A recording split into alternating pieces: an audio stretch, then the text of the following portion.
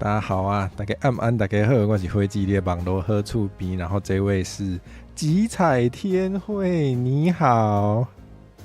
大家好，我是得挥个手。哦，一大定要家好，哇，好久不见哦，你感觉变了很多哎。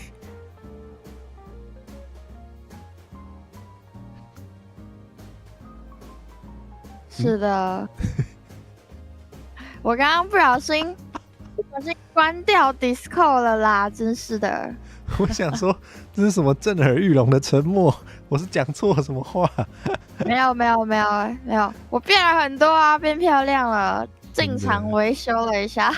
进场维修，好，我也是跟以前差很多啦，整形成功。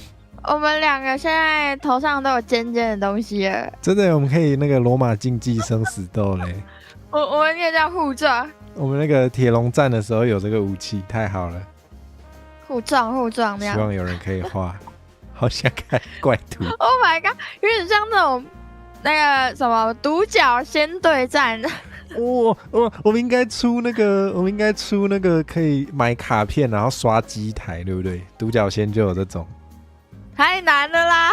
太难了，谁说角斗士的？谢谢阿健，阿健越来越会讲笑话，厉害了，真的，输了要拔脚哦。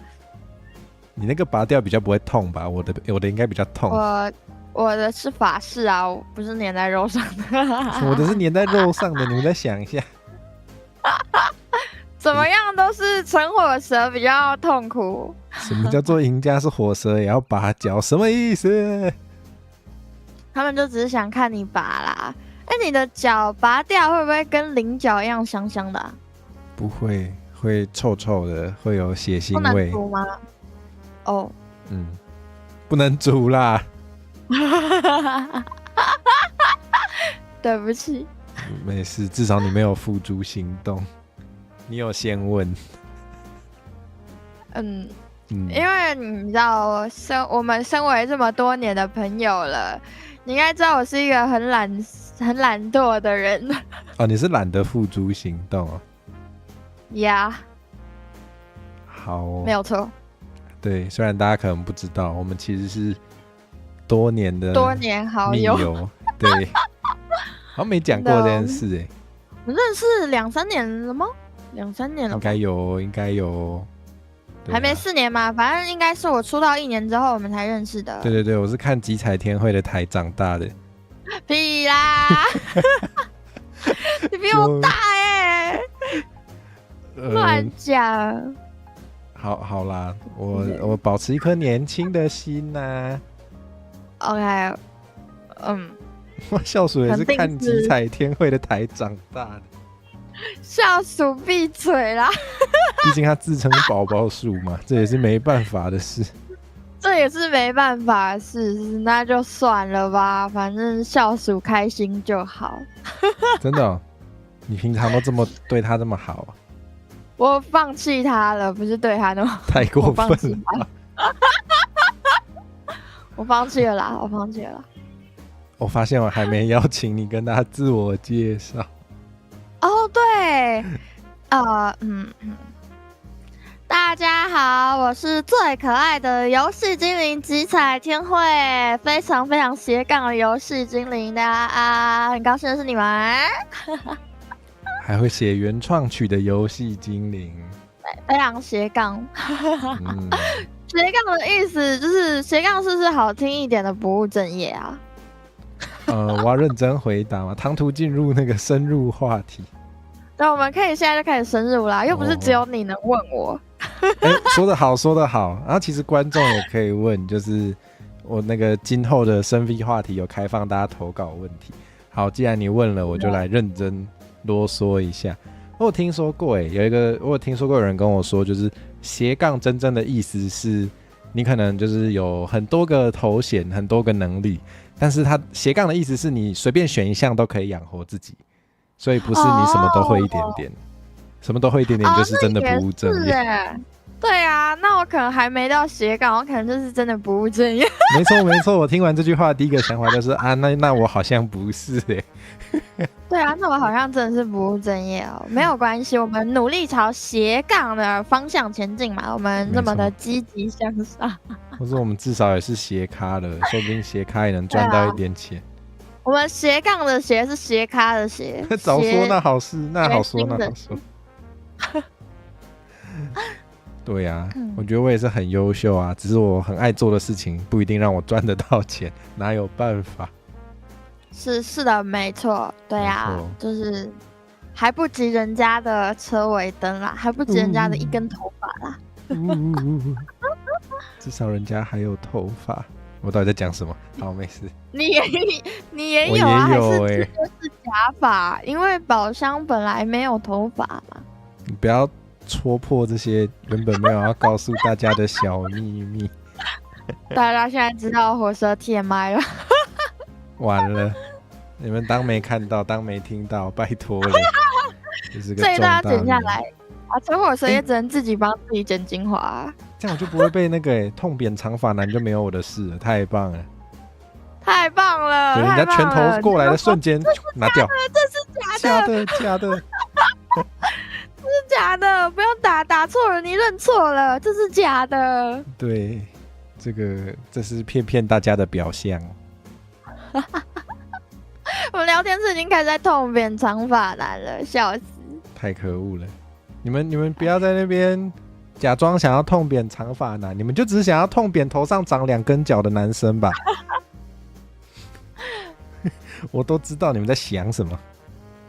好，那我们还是来进行深 V 话题转盘吧。OK， 这个第一个问题还有需要转吗？对，因为我想说有开放观众投稿，我还让他们选说有没有特别想要指定问哪一个 VTuber 朋友，所以这一题是有指定要问你的，但只有一题，所以我们就从一题中选一题吧。太好了，最喜欢转这种长脚男也要扁，想要我把脚拔掉就说嘛。哇，选到了这个问题。好长的问题，比我的长发还长。我来朗读一下。你要念吗？ OK， 没错。想知道创作过程中，其实它好像不止一个问题，我们一个一个来好了。想知道创作过程中会遇到哪些挫折或瓶颈呢？你有什么挫折或瓶颈吗？做不出来啊。因为我，虽然你们看我的画图啦，可能很随便啊，我准备这些东西看起来很随便啊，我的音乐很臭啊，好像就是它原本就该长这么样子。实际上我也没什么在改动，这些都不是假象，因为我其实是东西做不出来就换东西做的人。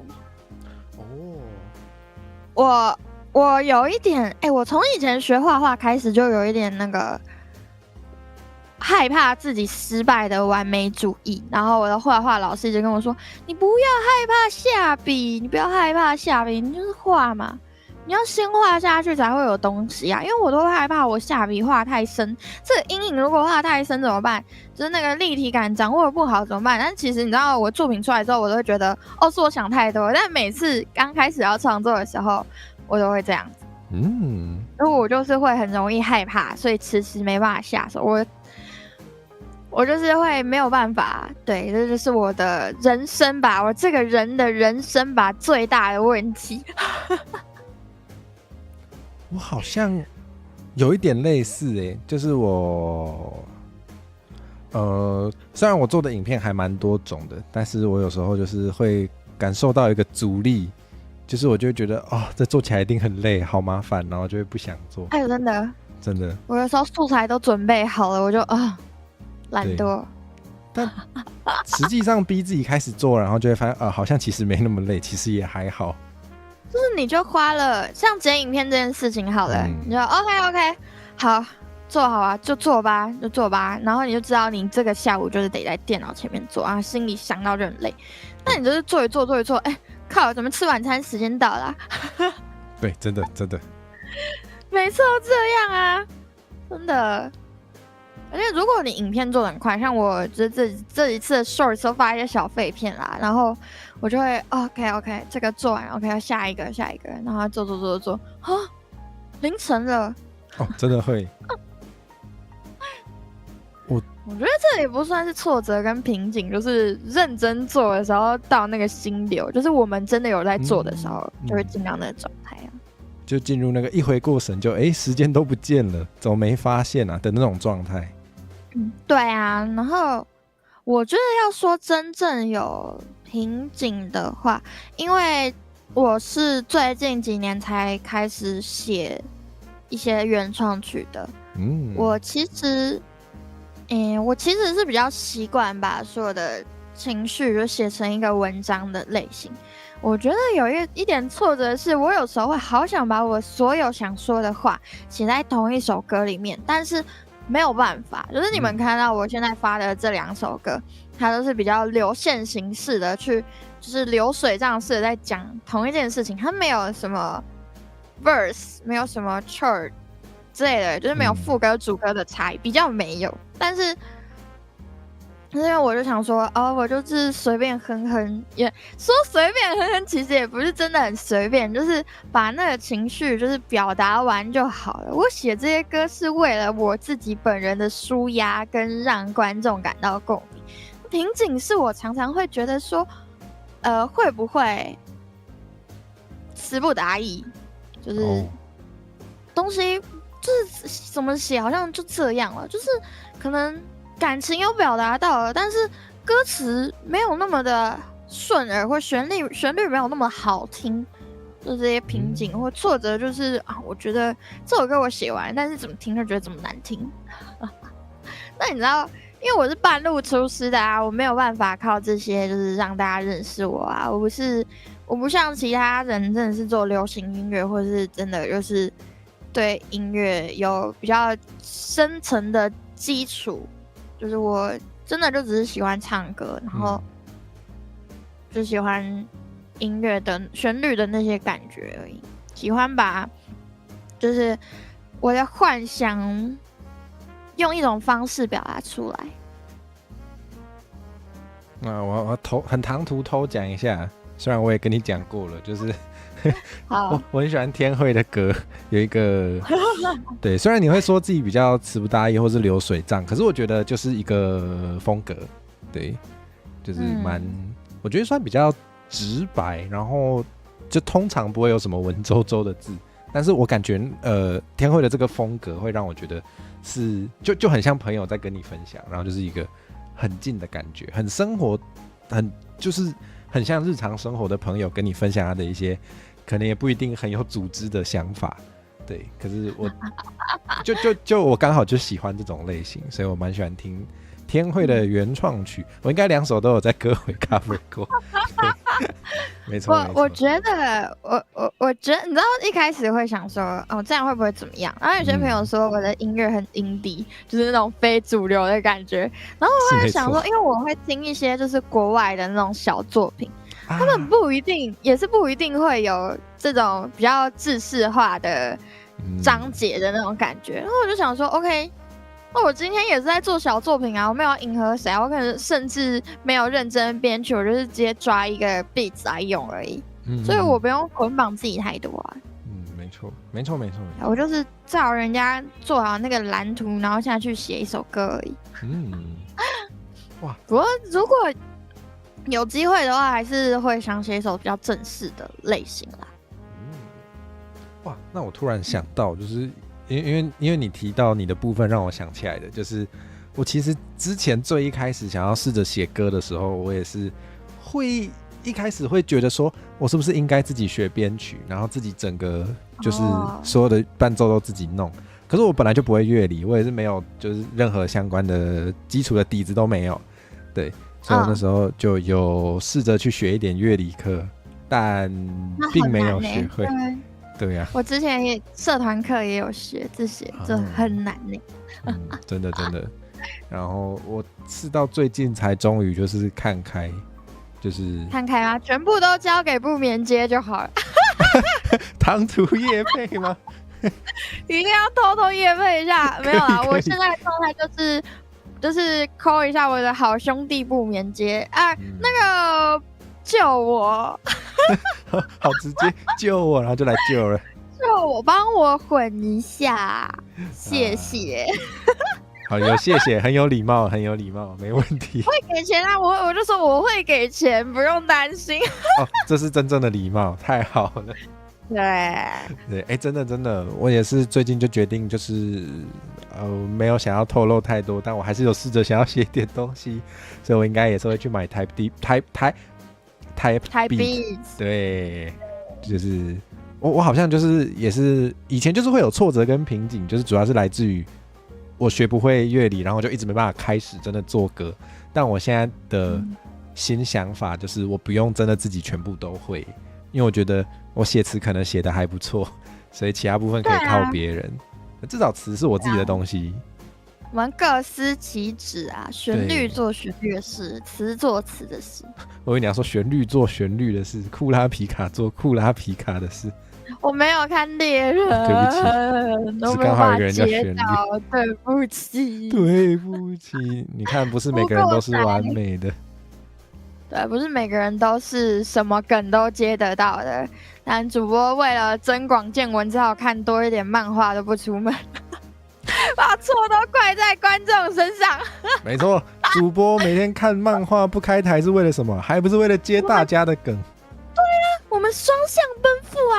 你们为了我去了解音乐季，去听团啊，我为了你们看更多的漫画，难道不行吗？好啦，我下礼拜全图发啦，躲起来看那个百合小说，有人推荐一堆，看不完。笑死！没有啦，自己想看在那边切多。真的，你一定是自己想看的吧？你看起来就跃跃欲试啊！透露的太多了。你答案都写在脸上了。哦，真的吗？真的，我脸看起来蛮白的，看起来蛮适合写字的。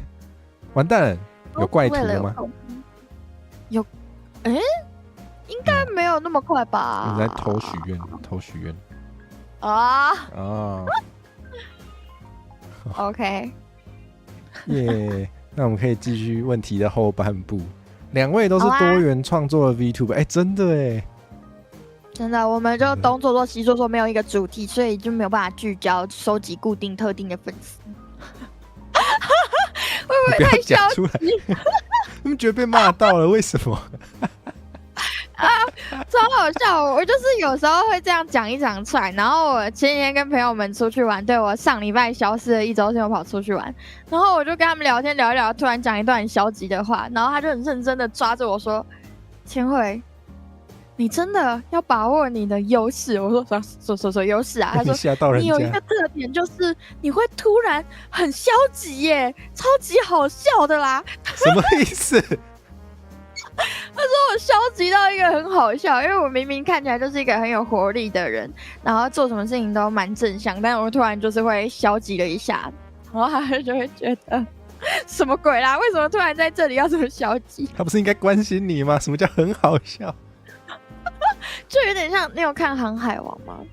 对不起，我要去找共鸣了。我们涉猎的地方不一样，就是《航海王》里面有一个角色叫裴罗娜，她是幽灵公主，还有幽灵果实。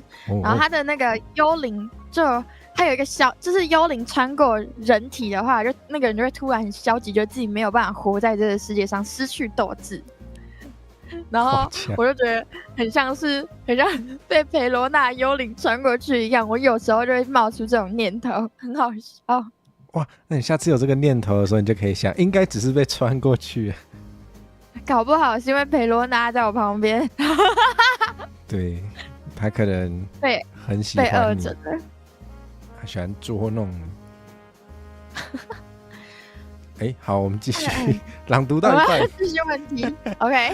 两位都是多元创作的 VTuber， 创作的时候除了热爱跟灵感之外，还有什么其他的创作小妙招吗？我的话，我如果有想做的主题，就是可能可能我今天想要拍一部就是很可爱的 VTuber 卖萌的影片啊，就是可能要展示我可爱的新造型啊，我就会去搜寻大家有没有拍一些很废很废的影片，就各种 VTuber 很废很废的影片，然后就是可能专门只展示自己的样子的那一种，或是对嘴影片，或是一些反正就是大家怎么呈现自己某一些很好笑的画面之类的，我就会去搜寻各种类型，然后就去偷看一下。但是偷看之后没转化成自己的样子，是不是很容易被说抄？所以我就是会，因为你们知道我是一个很容易延伸想象的人嘛，我就是很爱东想西想，所以我就是会看一看想一想，哦，好啊，那我来做一个我自己的版本，就是我会参考一下别人，参考不是错，不是走在抄袭的路上。参考是你知道这个东西，你了解这个东西，然后你要把它转化成自己的东西，这才叫正确正向的参考。没错没错。嗯，哇，我自己的话，我觉得很多人在创作的时候会蛮依赖灵感的，因为我通常也是对，但我觉得如果是想要成为全职创作者的话，就是可能要有办法在灵感没有来的时候，也要有办法做东西出来。这件事情是不太需要花一点力气才有办法做到的。我觉得这个对我来说蛮重要的。那产生灵感的方式，一部分也是像天慧说的，就是会需要就是正确的参考，对。然后我自己也是会在。就是我发现啦，我自己发现我的很多题材或者很多企划都是从3次元搬过来的。就是我觉得大家在参考的时候，对，有时候可以跳脱，就是原本习惯那个圈子里面就已经有的东西。比如说我的很多题材是至少我自己没有看到有人在 VTuber 的圈子里面做的，比如说街访，就我刚好没看到，反正我没看到，对，还有那个我前几天有上一支影片嘛，那是一个我在 IG 上看到的，算是一个风，从外国传过来的风。对，就是那首是叫那个 Spirits， 就是我突然忘记歌词。I got guns in my head and I won't go。对 ，Spirits in my head and I won't go。对，反正那个风，如果大家有看过的话，就是会有一个小时候的照片，然后对比一个他现在长怎样。对。然后那火蛇那时候传给我的时候，我想说，哇，也太屌了吧！谢谢。对，我就是突然想到，然后我就是趁那叫什么打铁趁热，就是我有时候是一个有点3分钟热度的人，有还在你脑海里的时候。没错，因为我有时候有点3分钟热度，那怎么办？我知道3分钟内把它做完不就好了？没有错，我们就是你知道要点燃它啦。哦，大家真的很喜欢吗？太感动了。很厉害，我觉得很厉害的是，你说，你怕那个效果不好是不是？我怕大家没 get 到，或是大家觉得没有感受到，就是对，我怕效果不好。我觉得很厉害的是，就是因为大家一开始看的时候就会想说，哦，我们 VTuber 就是2次元的嘛，2次元就做2次元的事情嘛，就是很难就是去跟3次元的东西做连接。但是你们知道，短影片这种东西从抖音已经大概是我高中的时候吧，2016、2017年的时候，应该比较多人开始在那边拍手势舞。虽然这个可能3D VTuber 才能做得到，但是这证明短影片的文化其实已经蛮多年了。所以我觉得他能就是VTuber 的话，可能也是差不多那时候，但那时候没有人在做短影片，短影片大概是2022吗？好像 YouTube 才开始有，是不是？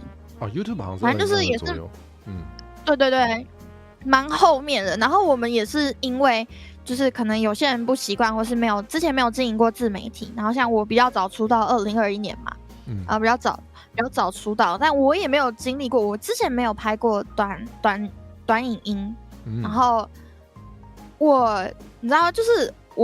也没有什么 VTuber 就是做短影，除了大家看到的一些游戏的精华，然后剪成 Shorts 一些杂汉精华的 Shorts， 但是很少人会去把就是可能回忆录啊，或者是一些就是真的很简单的题材，然后去做成就是 VTuber 的形式。所以我那时候看到火蛇之后，我就觉得哇，真的很屌。如果是我的话，我的角度，我想说，如果是我做的话，我完全没有办法去想象要是在一个荧幕外拍摄的手法。对，因为我们 VTuber 太常把自己关在荧幕里面了。真的。我其实没想那么多只是我想说，如果没有要直接拍，如果没有直接翻拍荧幕的话，我是不是要分别约每个人来录影啊？感觉好麻烦哦，直接拍别人的直播档，然后就翻拍。对，那我觉得蛮厉害的。谢谢。顺带一提，就是为了礼貌，所以我还是有问过每个人可不可以翻拍。有，他有问过。对。没想到被我问到的人都说看起来很赞我好感动。我就真的很怕只有我自己觉得这个东西很好，本来超紧张的。其实私底下有跟朋友们聊到陈火蛇这个人，大家的想法都是陈火蛇是一个很有想法，然后愿意去做的人。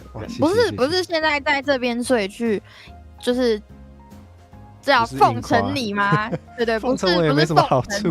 对，就是认真是觉得说，大家就是看在眼里，就是你真的有很有效的去，就是把这些东西弄得更好。所以就是身为个人是，可能大家都有自己的路，其实你的路其实也是蛮清楚。虽然我们都多人创作嘛，但其实你的路是蛮清楚的。你现在主要就是可能台语文跟街访是你的2大亮点，我就觉得已经很足够了。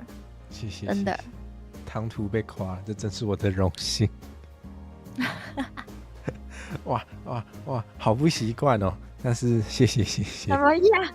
没有啊，很不习惯被夸而且如果是观众夸我的话，有隔一个荧幕，但是直接被语音夸有点害羞。我们现在算隔一个荧幕还是面对面？应该算面对面吧。算，所以特别的。那个叫什么？那个就叫害羞。我脸皮很薄的啦。我的职权攻击来了。我是直球大王基彩天会。我也蛮喜欢直球的，我都用直球修理别人。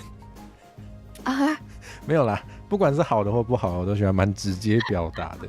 对，所以我觉得直接表达是一件好事。蛮常可以看到我开台骂人的。爱看多开一点。谢谢。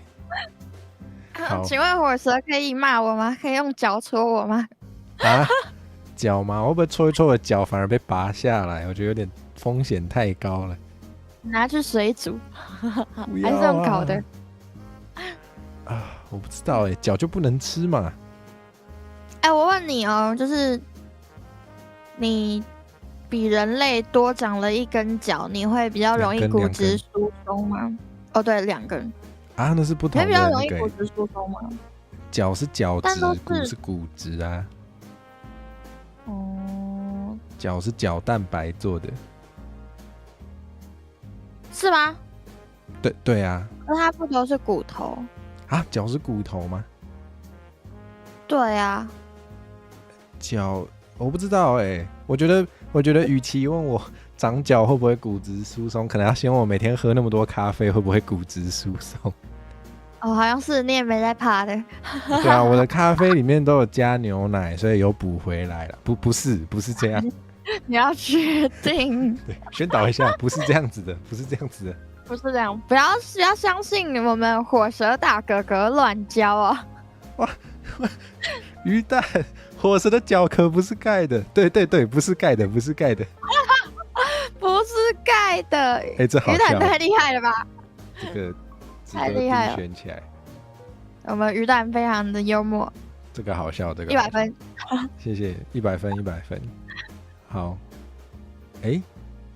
你刚刚的创作小妙招是，就是多方参考啊。对，好，那我们就来进入下一题吗？可以啊。不是补回来，不是脚补回来，是把钙质补回来。就说不是钙的。你的脚可以跟鹿茸一样采收吗？很痛哎、你没看那个鹿被割鹿茸，那个都是血，超可怕的。对，那你的脚可以当中药吗？我为了想知道这件事情，我还有去 Google， 然后就看到看起来好痛的图，劝大家不要去找，有个脚不能当。太好了，我就想问大家这个问题，你们有没有道德人一定要有道德。你觉得人一定要有道德吗？我觉得人活着，不管他有没有经过教育，他一定会有一定程度上的道德。哦，真的吗？你说再怎么低都会有？再怎么低都会有啊。因为我觉得道德这件事情跟哲学有点关系，你觉得呢？应该是蛮有关系的。因为人类就是一个会不断的内向思考的一个生物嘛，就是我今天做这件事情，然后看到别人的一个表情，或是别人的一个行为，或是他因为这件事情受到的任何感受，人类有同情心，有同理心，应该说大部分多少都会有一点。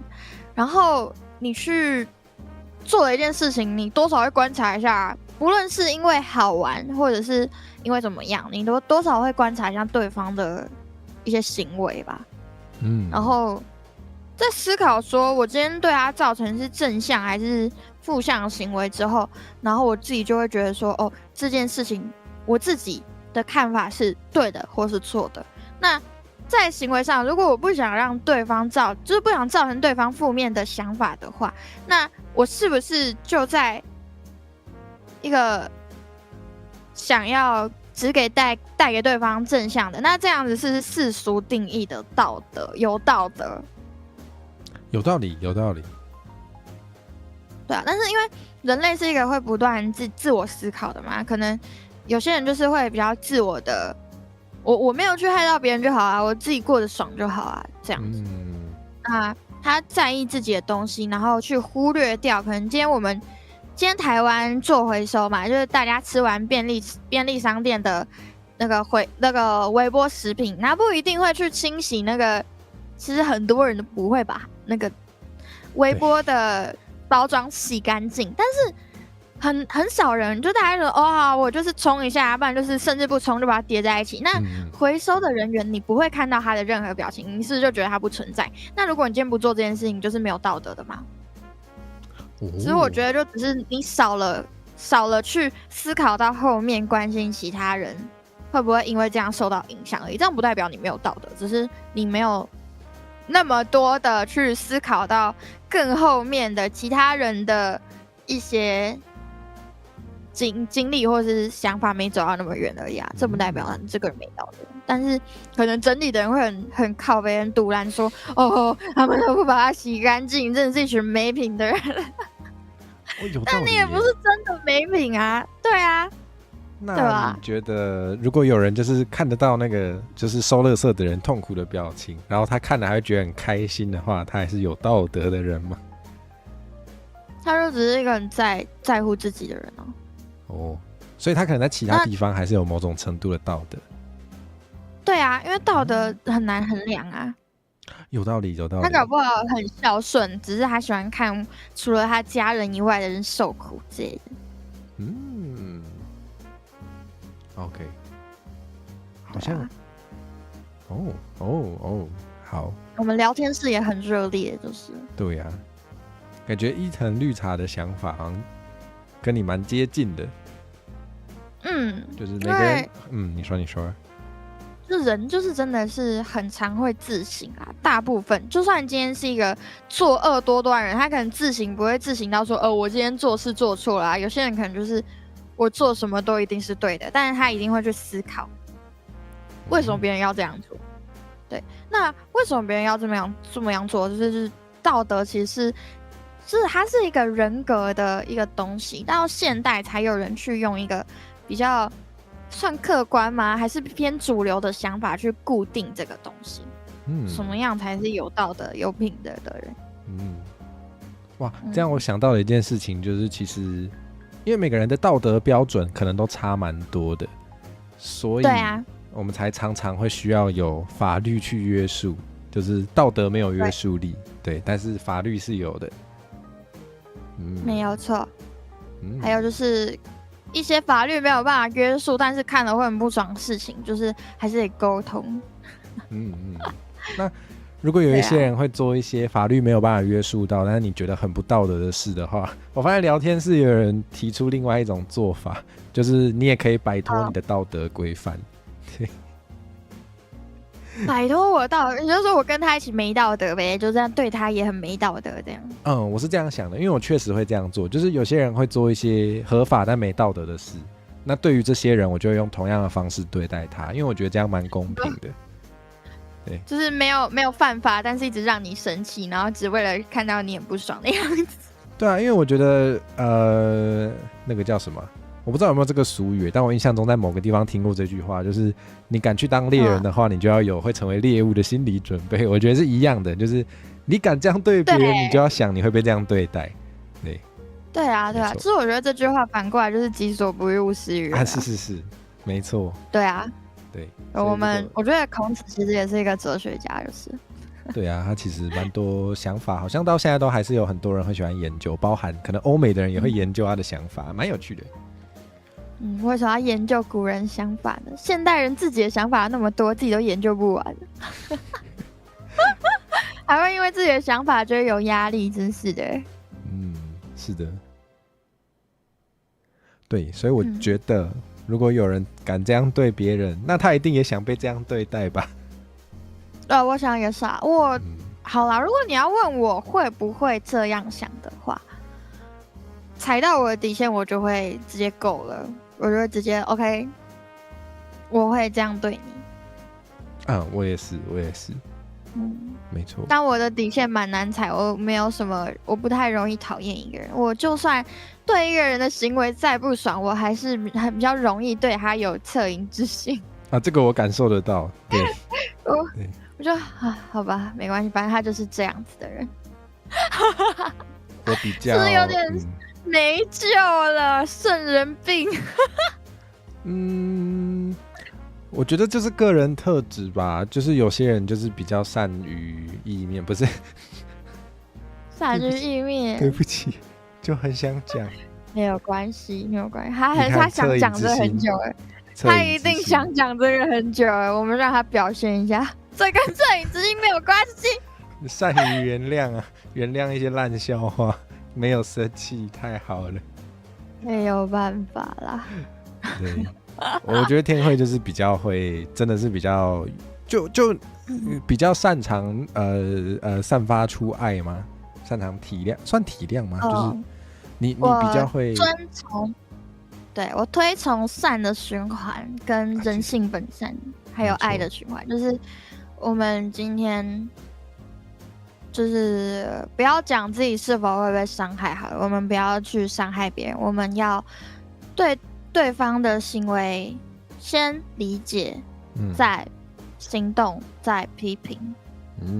就是基本上不会走到批评那一步。就是我其实不太批评人家的行为，除非真的是超级没品，就是真的是，哇，这个人是在这边做什么白痴事情，真的太夸张的那种程度。对，我是性善论，我觉得我偏性善论，对。我比较，我不知道我记得好像除了性善跟性恶之外，是还有一种是吗？就是比较中性的，比较中性的啦。对，都有，我记得好像也有都有。我比较中性一点，我觉得大家都有一些好的地方跟不好的地方。然后我个人就是秉持一个，如果有人做什么不太好的事情的时候，最好马上痛扁他，用言语痛扁就可以了，就是马上批评他。我觉得这是有助于大家会知道这件事情是会被讨厌的，然后可能大家就会少做这种事情。我是秉持这个想法在行动的。对，我可能就是我的方式就是一直念经超度对方。从根本上解决问题啊。不是让他是往深是就是我希望他能找到自己身上不好的地方去调整，比较软性啦，比较软性，但是你们知道效果有限。很大爱耶，我的天！不管任何人，我相信大家都不是为了被讨厌才做这些事情啊，是没错，是没错。没有人生下来是为了被讨厌。是我的话，好像就是。好吧，我就是没有那么擅长体谅别人，我比较，我觉得这样很好，因为你不会被消耗掉啊。哎，对，真的，我觉得这个有差，对啊，就不会被消耗掉，不会太在意其他人。要去体谅其他人，有时候还蛮消耗心神的。对，如果就是虽然我是那种性善论跟就是想要让大家都是对于大家保持着大爱的想法，但是我还是会提醒我身边的朋友跟各位，还有我自己，就是我们还是得看自己的能力几斤几两，我们什么时候需要充电就是需要充电，我们不要让自己超额负荷，这真的是你自己要先好，其他在你身边的人才会好。真的，能帮助的人是有限的。对，能帮助人是有限，有时候你自己都帮助不了自己，那你要回头看看自己哪里需要帮助，然后寻求帮助。我觉得可能也是因为我知道世界上有像天慧这样子的人，所以有人会去体谅别人。那我好像不用，好恶劣哦！交给我吧。太好了，都消耗你的心神，我只要负责痛骂就好了。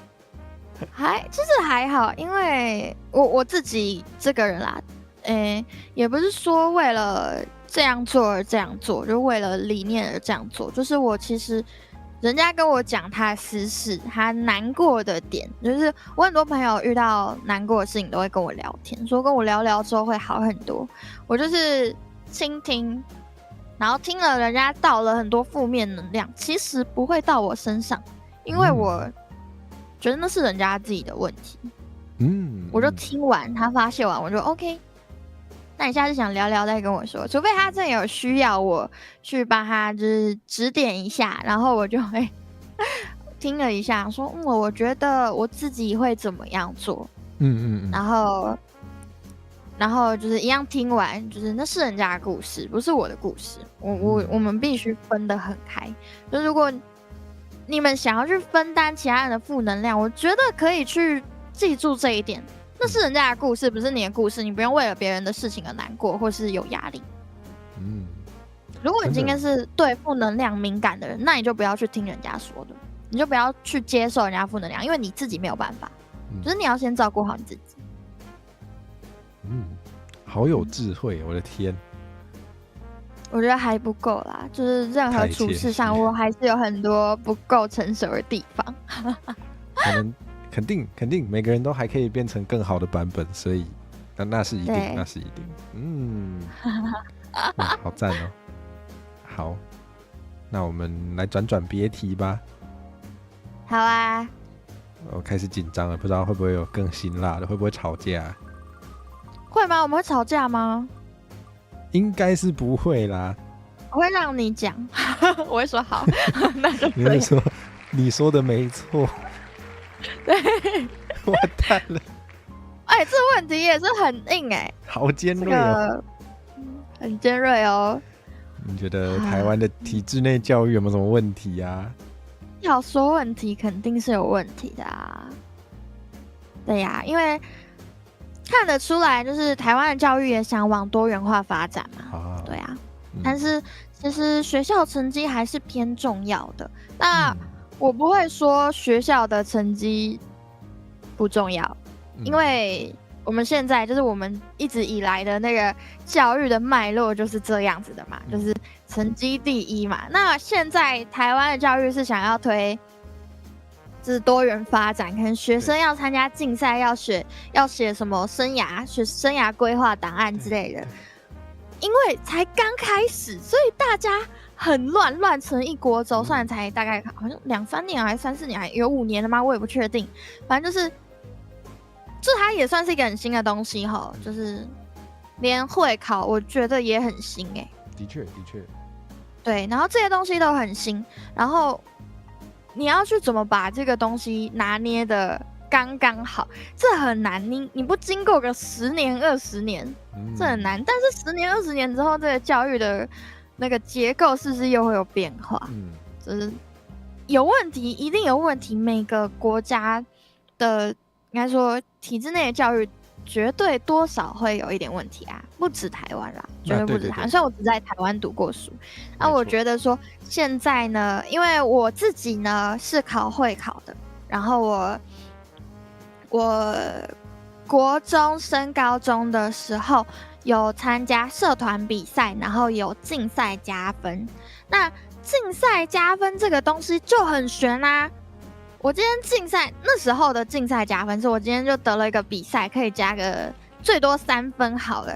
那我的会考成绩那时候是15级分最高吧？是吗？15级分最高，好像是哦，我记得应该是。然后我考了10级分，或是11级分，但是我又因为竞赛加了3分，那我就可以到当地大概蛮好的学校嘞。不管我有没有那个头脑读这个书，对吧？那时候我自己考的时候，大概国中是大概7年了吗？7年以前的事情。对，那时候我自己是觉得说，就是那样子有点不对等。对，有点不对等。对，就是这样的话，学校是会有一个价值或者是一个什么的。就是很像是你今天得到了这个筹码进去，但是你也不确定自己读不读得下去。那时候我们老师就有说，你要去思考的不是你进到这个学校，你在这个学校成绩一定会很好。因为我那时候是可以选高中跟高职，但我选了高职，因为我觉得我还是比较想去做自己想做的事情。就是比起认真的。不是说高职就不用认真读书，就是认真的钻研学科之外，我想去做一些术科的事情。就是我想先学一些技术，所以我进了高职。对，那时候当时的多元入学真的很莫名其妙啦。那时候我觉得是问题蛮大的，然后好像是在我之后的2届还是3届。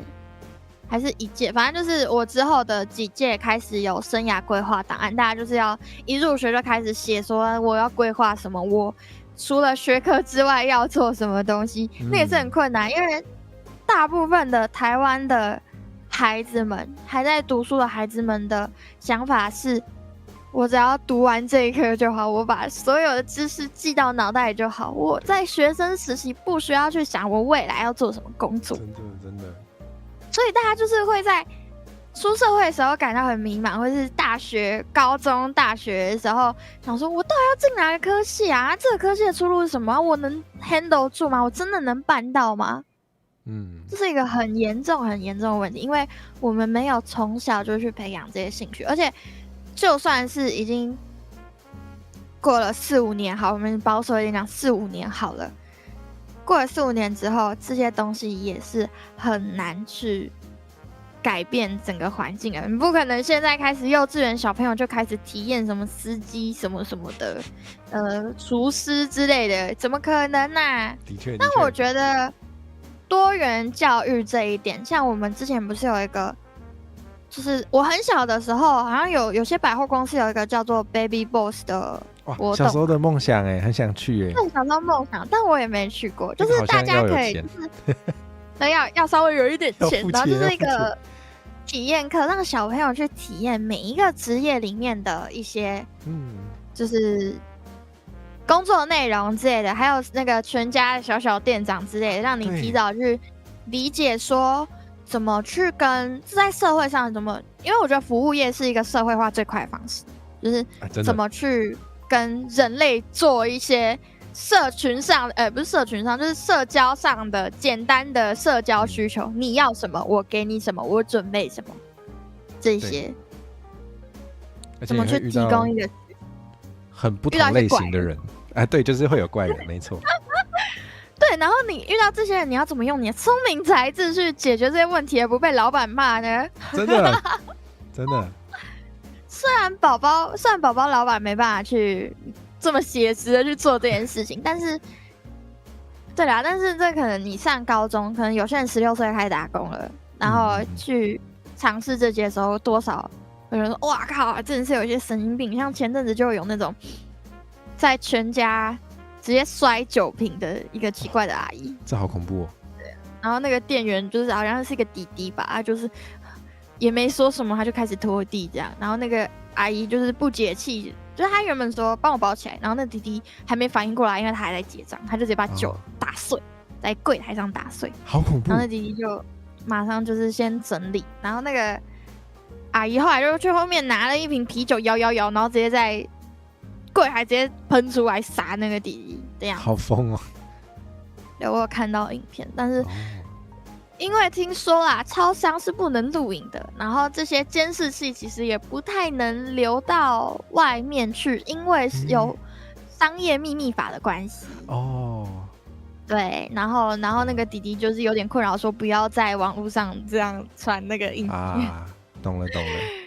所以可能大家不会滑到，但我有看到。对 ，OK， 就是那怎么说，就是我们体制内的教育就是太 focus 在学习上面、学科上面了啦，就是体验这种东西，我自己到20岁的时候才觉得说，我好像什么都没有体验。我的同学们很认真的在玩社团，很认真的学习什么东西，他们能力都已经过得很好，因为他们之前很放胆的去让自己玩。可是我可能是因为我学习过程中遇到老师的关系，我遇过那种比较填鸭式教育的老师，就是一个假日要写20几张考卷的那一种。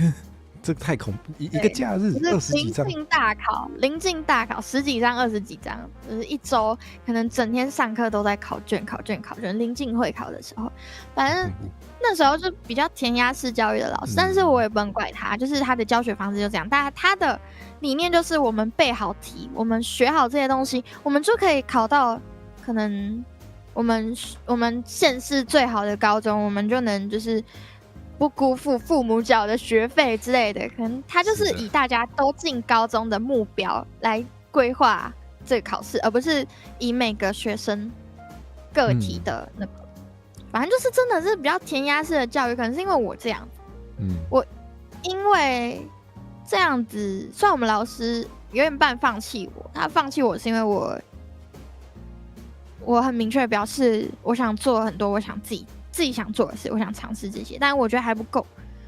就是我国中的时候加入热音社，然后当了主唱，但是我还没有去学习各种就是你知道吉他这类的乐器，我是上高中才摸吉他的。好酷虽然现在还是弹得很烂，没关系，我根本不会。就是我觉得说，就是学习这种东西，我好像一直都是太晚去发掘我想玩什么东西了啊。就是就算是我这样子在反抗，因为我是比较敢跟老师说我现在想做什么类型，因为我们老师很凶，然后我跟老师说，可能反驳他一些我觉得没有问题的事情，我们班同学就说：“你怎么敢跟老师吵架？你是在抢虾吗？”我并没有啊，我只是表达讲你想讲的。我是表达我觉得没有去违反任何伦理道德的事情，像是我之前曾经当过风纪股长，然后我们老师又说，可我们老师就是会检查说，就是到底有没有什么不好的，就是可能就是有没有同学在上课讲话之类的，然后我就会跟他说，就是他看到我的表单上是空白，我没有登记任何一个同学，我就跟他说，因为没有人讲话啊，然后他就说。怎么可能啊？那个 A 那个 B 他们那么吵，他们是班上乱源，怎么可能不讲话？我就说他们上课在睡觉，没有打扰到课堂啊。然后他就会说，我不管，就是一定得抓到有人上课不专心什么。但重点是大家都很专心啊，这很不合理耶。你为什么要刁难我呢？我就那时候我就很明白，直接从椅子上站起来，然后跟他说，我是不会为了让我不受罚，因为如果我没有登记到同学的话，我要写罚写。我就跟他说，我是为了我不会为了让我自己免于责罚而去诬陷任何一个同学的清白，因为做这种事情真的是很丢脸，而且很糟糕的一件事情。我很明确，那时候我大概13、14岁吧，我很明确跟他说，我觉得这件事情是不对的。然后因为他可能他是一个很严厉的老师，就是大家要知道这间学校这个老师就是很严厉，然后他可能就是很少数吧遇到学生这样跟他呛瞎，然后也不能说呛瞎，就是很明确的跟他表示这些，他就愣了一下，然后说好，然后我们班上的同学就说，我为什么敢跟老师吵架？我是不是不良学生？因为我们老师其实在班上说，因为我国小的时候曾经被一个老师针对欺负，然后说我会反驳老师，但我反驳他是在合理的范围，说我没有这样做，请不要这样说。然后他反正就是会写学生档案，然后我就是小时候被一些奇怪的老师冲康啊，然后他就看到我学生档案，就跟我们班上同学说我是不良少年、不良少女，会怎么样，所以我们班上同学就是对我一直有这种刻板印象，也导致我上国中的时候被排挤了一段时间。所以我就觉得说我没有必要害怕，因为做错事的人不是我。好帅，好帅，好帅。对，就是。所以应该说，就是那个教育体制的问题，就是他太习惯这种填鸭式了，反而就是我这种突破的人，大家会觉得很怪。但其实我已经算是很晚去突破这件事情了。就我相信不一定是只有我们老师做这种事，因为听说有一些竞争力比较强的县市，因为我在乡下，而且竞争力比较强的县市，他们的竞争更恐怖，然后他们的学习压力也更恐怖，这样。就可能会比我们更那个啦。听说还有补习班也是用这种方式去学，所以跟我说我不确定其他的地方，但是台湾社会的学生，以我自己观察到的，都已经变成一种写考卷的机器了。真的。希望大家能够唤醒自己，就是不管是看动漫，不管是干嘛，你们学一个乐器，学一个绘画都不会晚，不管是几岁开始学都不会晚，因为它如果不能成为你吃饭的工具，那它会是你心灵上的养分。跟一种发现。在哪里听过一句话，我现在很想分享，就是梦想可能没办法让你有饭吃，但是它可能会让你的饭变好吃。就是它让你心灵富足，然后你觉得你的生活是有意义的，你的饭会变好吃。对，没错。对啊，就是应该说大家太容易，就是从教育体制到社会吧，社会的模样，大家现在都是太压抑在担心自己吃不吃得饱了。虽然说这没有什么不好的，当然大家就是为了想过好生活嘛，但是你们都，有没有说你们都，我们都会在忙于工作的时候忘记停下来看看自己原本的样子。因为工作的样子绝对不会是自己原本的样子啊。哇，收获了很多你还收获了一些嘎气粉有人开始晕你了，怎么办？不要晕我，不要晕我，我是一个想法很清楚的女孩子。主播不养嘎，主播不养嘎，但你们要嘎我也没有办法啦。那你很会容忍没有办法，就不要影响到我的生活就好。你们可以爱我，我也爱你们，就是但你们不要因为爱我阻止我去追寻我本人自己的幸福就好了。但是可以因为我也不会阻止你们的幸福啊，真的。没错，但是可以因为爱他给他钱。对，可以给我钱，我爱你们，还有你们的钱，你们给我钱，我觉得露出最开心的笑容咯。太好了，哇，那我们很有共通点呢，我也爱他们的钱。我们也爱钱，我们都爱钱，完蛋了，钱性恋。真的钱性恋。好啦，那个，哇，我觉得刚刚讲到的点还蛮还蛮深的，毕竟是升 V 转盘。对啊。哇，不过我想到的是，我也有感觉到，就是最近这几年的教育有蛮多新的政策，或是有想要做出一些改变的，就是可能从原本大家很习以为常的是比较填鸭式，然后比较以考试为主要目的的教育方式，好像有努力想要推一些东西，让它变得比较多元，然后鼓励学生去探索。但我觉得目前还处在一个要把它从 A 模式转成 B 模式，好像还蛮困难的，然后还处在一个有努力要改变，但是看起来不怎么样的状态。还在尝试跟磨合期啊，只能这样说。因为转变这种东西本来就是痛苦的，就是只能说辛苦各位学生们了。真的被当我们没有白老鼠。去超过各种知识，没有去。你看，我是断线。对啊，你断线了。怎么会这样？我们声音还在啦，只是你的。呀，就是我在尝试连线一下哦。没问题，没问题。我们本来就是要多就是尝试。对啊，我们就是得多多尝试，就是怎么去融合这些模式。的确。才可以去那个，把所有东西做得更好嘛。像因为每次有新课纲改变的时候，学生就说：“哦，我们这一届是白老鼠。”但其实我这一届的时候，可能也有同学讲过这种话。每一届都是。然后我就会想说，对，我就想说，本来人类的进步就是一群一群的白老鼠啊。对，没错。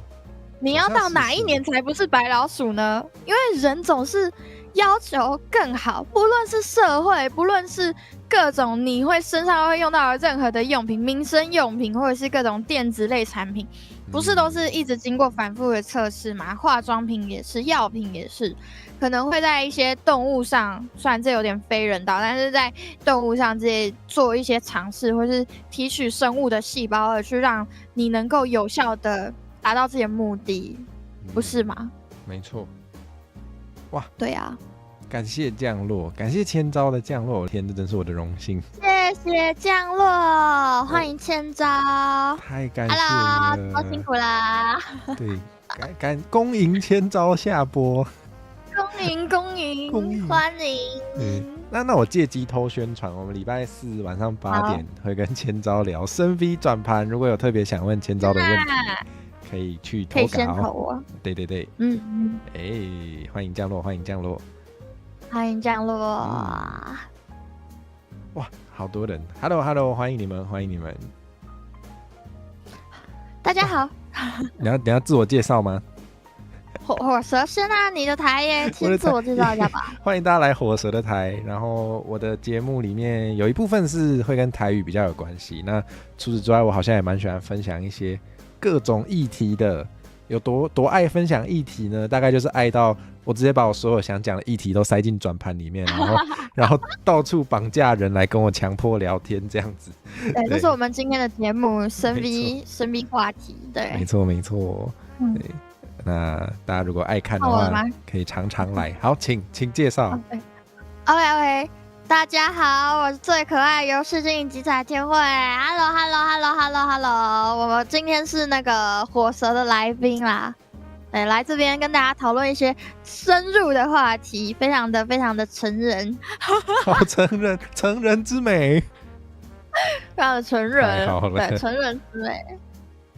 好，那我们延续这个成人的话题。天慧终于有生病了，那一定是因为2.0的衣服不再是背心了。哇，可以。好，那好吧，我那件还脱不掉，所以要再等我更有钱。我们等火蛇的深 V 再深一点，再露给大家看。他还需要健身一下。对，我还要健身才能成为那个理想中的那个某一张 fan art， 我的奶蛮大的，那个还要健身一下。很大，真的。好，很赞哎！谢谢啊，你喜欢哦？我看着都要流口水了，太恐怖了，我都不知道天慧是这样看我的。我没有，我是这样看那张 fan art， 看你我就还好。哦，好，脸不重要，脸可以拔掉。脸可以拔掉，我就眼里只有双开门大冰箱。太好了，我终于从被拔脚变成被拔整个头了吗？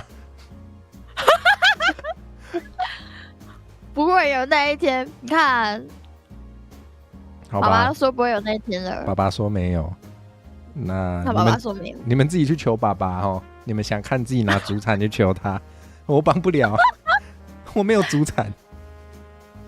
好吧，好，我们回到话题。对，好的。刚刚就有说到，就是这个体制内教育，感觉就还是在一个转换到一半，然后还有很多要调整的地方。对啊。然后我觉得可能也因为这样，会有很多教师其实是跟不上这个改变的。对，对，因为其实他们的那个议题啊，每年都在调，每年都在调整。很多都很新很多老师都说啊，所以今年是怎样，然后又再重新去看那个规章。对，就是有些人比较粗心，然后学生可能就是这个东西没有弄到，然后就会怪老师。他们就是也很难做人，真的。没错，而且就有一些人决定当老师的时候，他也不知道会有这么多变化，所以他在后来有这些政策上的改变的时候，也不一定很想要学习。然后就会感觉有时候就是要一直强迫训练他们新东西，但他们不一定跟得上。像是什么？对啊，就是还是得跟各位说一下，就是不是这个不是哦，对，就是所有的资源其实都是掌握在自己的手中的。你如果怕有一些资讯你会漏掉的话，你就得自己去搜寻，自己去寻找，自己去仔细阅读那些规章。换个说法，比较凶的说法就是，你自己没 follow 到，不要只会怪别人，你还是有一些你可以采取的行动，好不好？对啊，不要总是怪别人。对，有些事情可以，我至少我自己都是这样子，就有时候觉得，比如说，人生是自己的，对，或是在一个团体里面发现别人都没有出力，然后有些事情做的不是很好的时候，看不下去就会捡起来做。我觉得，如果你知道，就是检讨别人也没有用，比如说你去检讨你的老师可能没什么用，那你不如自己想想办法。对啊，搞清楚之后，人生一帆风顺的人是你，不是老师，因为他每年都要重新看，他每年都要带不同的学生。不过我觉得维瑟说的也对，就是老师本来就是要去 follow 那是他的工作没有错，但是对，那是他的工作，但是如果有些地方漏掉，你也不能总是怪他。对，而且我觉得虽然我没有很深入体制，但是我有一点点接触体制的经验，反正就是就我感觉到的是，没有一个真的很严格的机制去叫老师们一定要 follow 得很好。对，确实，就机制上没办法惩罚不认真工作的老师，所以大家只能暂时自己想办法。那办法有很多种，一个就是你摸摸鼻子自己想办法，就是 follow 到你要 follow 的。那另一个方式就是你可能要找一些你的民意代表，叫他们去监督老师，然后这个就比较困难，但也是一个方法。对，很硬啦，但是可能是一个很根本上解决的，大家自己可以选比较喜欢的。传统观念里面把老师神圣化这个问题，我觉得目前感觉到的体制内的教育风气也蛮多时候会觉得老师就是权威的，还是有这种感觉，还是有影子在的。尤其什么班级经营的时候，有一些老师很喜欢诉诸权威，就是可能像天慧遇到的老师会给我一点那种感觉，就是他不会想自己说的话有没有道理。他其实对他只是想要让班上同学都乖乖的，但是我拒绝当机器人，好吗？我拒绝，我是一个有思想、有灵魂的人类。我的人生不是只有读书考试而已。真的，觉得是蛮，所以我才会落得如今这般田地啊！天啊！跑来当 VTuber， 当 VTuber 是沦落吗？我想完成梦想，没有，就是想完成梦想啊！所以我就是只能一直在梦想道路上奔跑啊。其他同学可能都是存钱买车了，然后我还在梦想的道路上奔跑。不知道下个月还有没有饭吃。人家搞不好还开车从你旁边经过，然后你还想跑的。对啊，越讲越惨。但是每个人都有自己决定自己人生的权利啦。对，没错。如果你身边也有朋友决定要用赤脚跑步当 VTuber， 你也不能阻止他。对啊，你朋友找到好工作，开始当什么医生啊、牙助啊之类的，或者是什么就是牙医师啊、齿模师啊之类的。是他们自己有好好选择自己人生的道路。没事啊，就算当牙医也还是可以当 VTuber 啦。对啊，我们有一个非常厉害的牙医 VTuber。对啊，常常会问说，要不要我帮你看一下牙齿啊？好恐怖哦！我都不敢给他看我牙齿，因为我有蛀牙。好，我还没洗牙。我没有洗过牙哈？你没有洗过牙？健保有给付我知道，但我没有洗过。真的你是决定不要洗？不是啊，我不知道有洗牙这个选项。我知道前阵子去拔一颗蛀烂的臼齿，那颗其实很久以前就坏掉，但我都没去处理。我去处理掉它的时候，医生就跟我说可以洗牙，我才知道可以洗牙从来没有听过洗牙这种东西。对啊，我其实很少看牙医。哇，有人说牙齿拔掉就不用洗的，全部吗？全部吗？对啊，还是有其他牙齿的吧？我只拔了那一颗而已。太残酷了。其他很酷，我是听说会流血吧？我后来去查了一下，好像是说如果你就是太久没洗的话，就会有牙结石。然后他要把你的牙结石弄掉的话，会需要比较大力还是怎么样？对对对，会比较痛。我好像有稍微轻微有一点点，就是很小很小很轻微的。应该多少？所以医生有建议我洗牙。对啊。哇，拔火绳好哦，谢谢。天哪！好，怎么可能拔我的？好，算了，没关系。我已经习惯被迫害了。洗牙是一个疗程哦。要分3、4次哦，真的假的？我都是一次洗完我不知道，但是学到新知识了，谢谢各位。你有听过猫咪在洗牙的吗？猫咪有洗牙吗？我最近才知道的，就是因为猫咪比较没办法配合，所以会乱动，所以通常不会洗。对啊，他们要洗的话要全麻，有点风险太高了。猫咪的话都是拿那个牙，就是手套在那边撸撸撸吧。有那种刷牙手套，对不对？对啊，对啊。对。天哪，太感动了！谢谢楚林降落，谢谢楚林的降落，真是我的荣幸。欢迎，直播辛苦了。没错，恭迎楚林下播。Hello， 好久不见。对啊，那再趁机宣传，之前那个现在应该还有，就是楚林有。就是跟一些 VTuber 们合作，然后就是会写很漂亮的手写字，没错。对，之前那个楚林也有写那个，我有唱一首叫做《听一个永被更》，是郑宜农老师的歌的 cover，然后楚林也有帮我写字，超漂亮，跟这首歌超搭的，在我的频道可以找到那支影片。我还没给楚林影片，我很抱歉。顺便提醒了你，没错，他是债主，我的天哪！天哪，债主出现了，楚林，我没有找到适合能衬托你美丽的字体的歌，非常抱歉。是这样子、啊。怎么样啊？没有啦，那当然啦，很会讲话那是当然的啊。好的。哇，又有好多新朋友降落，感谢大家来，然后欢迎大家。那我还要再趁机介绍一次自己吗？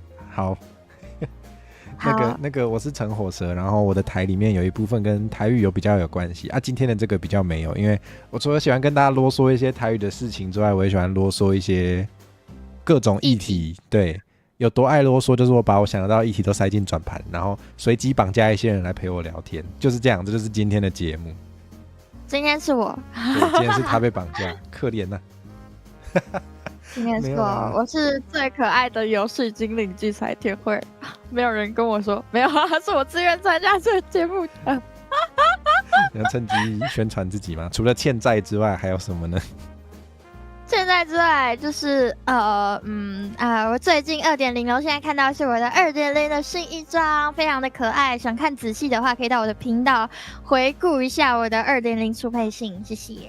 请务必去回顾一下。我是一个很奇怪的电波型主播，如果你觉得我很奇怪的话，那很正常。如果觉得他很可爱的话，请给他钱。什么啦，楚林？我们现在要在这边互相吹捧吗？太恐怖现在已了！经到这个模式了。哦，你们要吹捧回去吗？好，楚林叫你绑架他来参加这节目，好，一定绑。等一下下播马上。我变绑架系的 VTuber 还在，人家观众还在，你就要管人家主播，真的是很可怕哎、观众应该爱看吧？应该吧？应该吧？应该吧我不知道。如果大家对于我的，就是我们主播自己的思想有兴趣的话，嗯，应该蛮有兴趣的吧？应该我觉得有吧还蛮有。我自己的话就，天哪！我喜欢的主播对于台湾体制内教育有没有什么问题呢？好想知道他以后如果生小孩的话，会不会很担心这些问题？会耶，我也是基于这个理由疯狂在绑架我想要问问看的人。一定是这样子的啊，就是没错因为我们现在出社会了嘛，当然稍微也不能说稍微，大部分是脱离教育体制了，但是对啊，但是会在意什么样的机会触碰到呢？就是家里有小孩的时候，不论是自己生还是亲戚生，对，的确之类的。没错对啊，祖林说觉得这种节目很容易爆言，那才是重点，没错。还可以剪精华，但我觉得我这几题都表现得太漂亮了，可是因为我本来就很漂亮。那倒是，那倒是。这一句才是爆言。我没什么好反驳的吧？有人要反驳吗？应该不敢吧。反驳给我滚出去！好，那我们来转其他问题，因为你说都没有爆言到嘛，对不对？什么啊？等一下啦，会很可怕吗？我也不知道啊，听说转盘会做效果，我们来看看有多会。这是什么？哦，好像还好哎。当你想放弃某个目标，你会怎么鼓励自己呢？好，激励自己。目标嘛，我想我人生有什么目标？哦，我之前在当柜姐的时候，不是会有业绩压力吗？然后我就会，可能我这个月的业绩要10万，然后我就去那个跟我 ChatGPT 分享说，我的业绩目标是这些，我每天要达到多少，然后我就会，可能今天业绩很差，我就觉得怎么办呢？今天业绩好差哦。然后我 ChatGPT 就会鼓励我说：“可是你昨天前天做很不错啊，可是日子还这么久，然后哪一天你的时数比较多啊？你就是虽然成绩是客人会不会买单，有没有客人的问题，就算客人会买单，但是客人来的少也没有关系。但是你已经很努力了，我就想说 ，OK， 他有点瞎夸。”但是有时候呢，业绩没到的时候，我就会想说没有关系，我尽我自己所能。我比较不会是激励耶，我会像现在当 VTuber， 我4年前出道的时候的目标跟现在一样，就是1万订阅。所以你1万订阅就要毕业了？没有，不是这样子的，不是这样子。1万订阅，短期目标是我的订阅目标是1万订阅。那1万订阅之后，我会更有底气去做一些就是接洽商谈的合作啊，好赞哦，好赞哦！对我自己觉得那是一个小目标，当然如果要做到更好的话，那肯定会有更大的目标。但是我现在还在那个路上嘛，我还在想办法让自己变得更好。那我觉得可以把时间拉长看，就是因为我自己也很清楚自己是一个什么样子的人。就是我在这里的赛道比较奇怪一点，我就是什么多少都弄一点点，然后我好啦有点发散就是了，但是我会觉得留下来喜欢我的人，除了喜欢我的作品之外，会喜欢我奇怪的表现。就是我真的不是为了搞怪而搞怪，就是我没有刻意去搞怪，我是那种思想的回路跟大家都不太一样，但是就是道德值什么的又偏高，所以我真的是一个很奇怪的人，你知道吗？就是我的思考的方向是，可能大家是 A 直接到 B， 我是 A B Z E F B 这样子跑的，这样子跑。然后就真的很奇怪的一个人。但我觉得，所以我知道，就是我很少能够一瞬间就留住观众们，但是会来的人，或是就是可以想要去知道我会做更多事情，或是因为这样子好奇我到底是一个什么样子的人的观众会留下来。所以我比起激励自己，反而是要告诉自己，在接近这个目标的时候，我要如何稳住自己的心绪。我是老人思想。这有算老人吗？我觉得有一点太 chill 会吗？因为大家都是100米赛跑啊，不过然后我就在旁边慢慢散步。可是其实，如果你的目标，比如说像订阅数，或是如果你是卖东西的话，那个成交的数量，那个真的有一部分就是自己不可控的，所以我觉得像天辉说的，对啊，比较 chill 一点。你要知道有些事情不是你自己能掌握的，好像这样就会比较心态上比较可以完成那个长跑，压力不会很大。对，我好像就一直都是长跑型的人其实我觉得长跑型比较对。就是我虽然很急躁吧，就是我今天发这个作品，我可能发一部 short， 我就会一整天都在看它的成绩如何，成效如何，但是我不会说什么。我说成效好烂哦，等明天吧，明天另一支不知道会不会怎么样，然后明天那支可能就是什么1000开始，就是可能1个小时之内就是700多次，我就好猛。所以我觉得你知道，短期看到那些成绩是会让你说好，我要做更多，但是长期下来，你知道你的标准成绩、你的个性跟你是哪里吸引人，你怎么留住人，跟你跟其他创作者不一样的地方的时候，你就知道自己该怎么做。我觉得有道理，有时候要挑爱看的看，就是如果你觉得那个数据上的成绩很好的话，你就可以开心一下。可是如果数据上成绩不好的话，就赶快关起来当没看到。至少我自己真的是这样子，是真的。我是不会赶快关起来啦，我会想说是不是这部分的题材不太好做。也是，但那也没有办法。我有时候，我觉得我也是一个蛮急躁的人，但是我急躁的方面比较体现在我想到我就要赶快把它做出来，然后赶快把它丢出去。那有时候丢出去如果效果不好，我就会想说，因为 YouTube 的演算法很多时候也是会变来变去的，然后不是会有一些片就是什么10年前没什么人看，然后结果突然10年后的今天一堆人不知道怎么被推倒，对，这种时候我就会想，说不定是那种，因为 YouTube，对，就我有听过一个说法是，你的影片当下即便没有被推荐出去，但是其实你的影片还是会被 YouTube 分析过，然后他以后演算法改进的越来越好的时候，他一定会推给真的想看的人，所以你说不定以后哪一天突然会被推出去也是有可能的。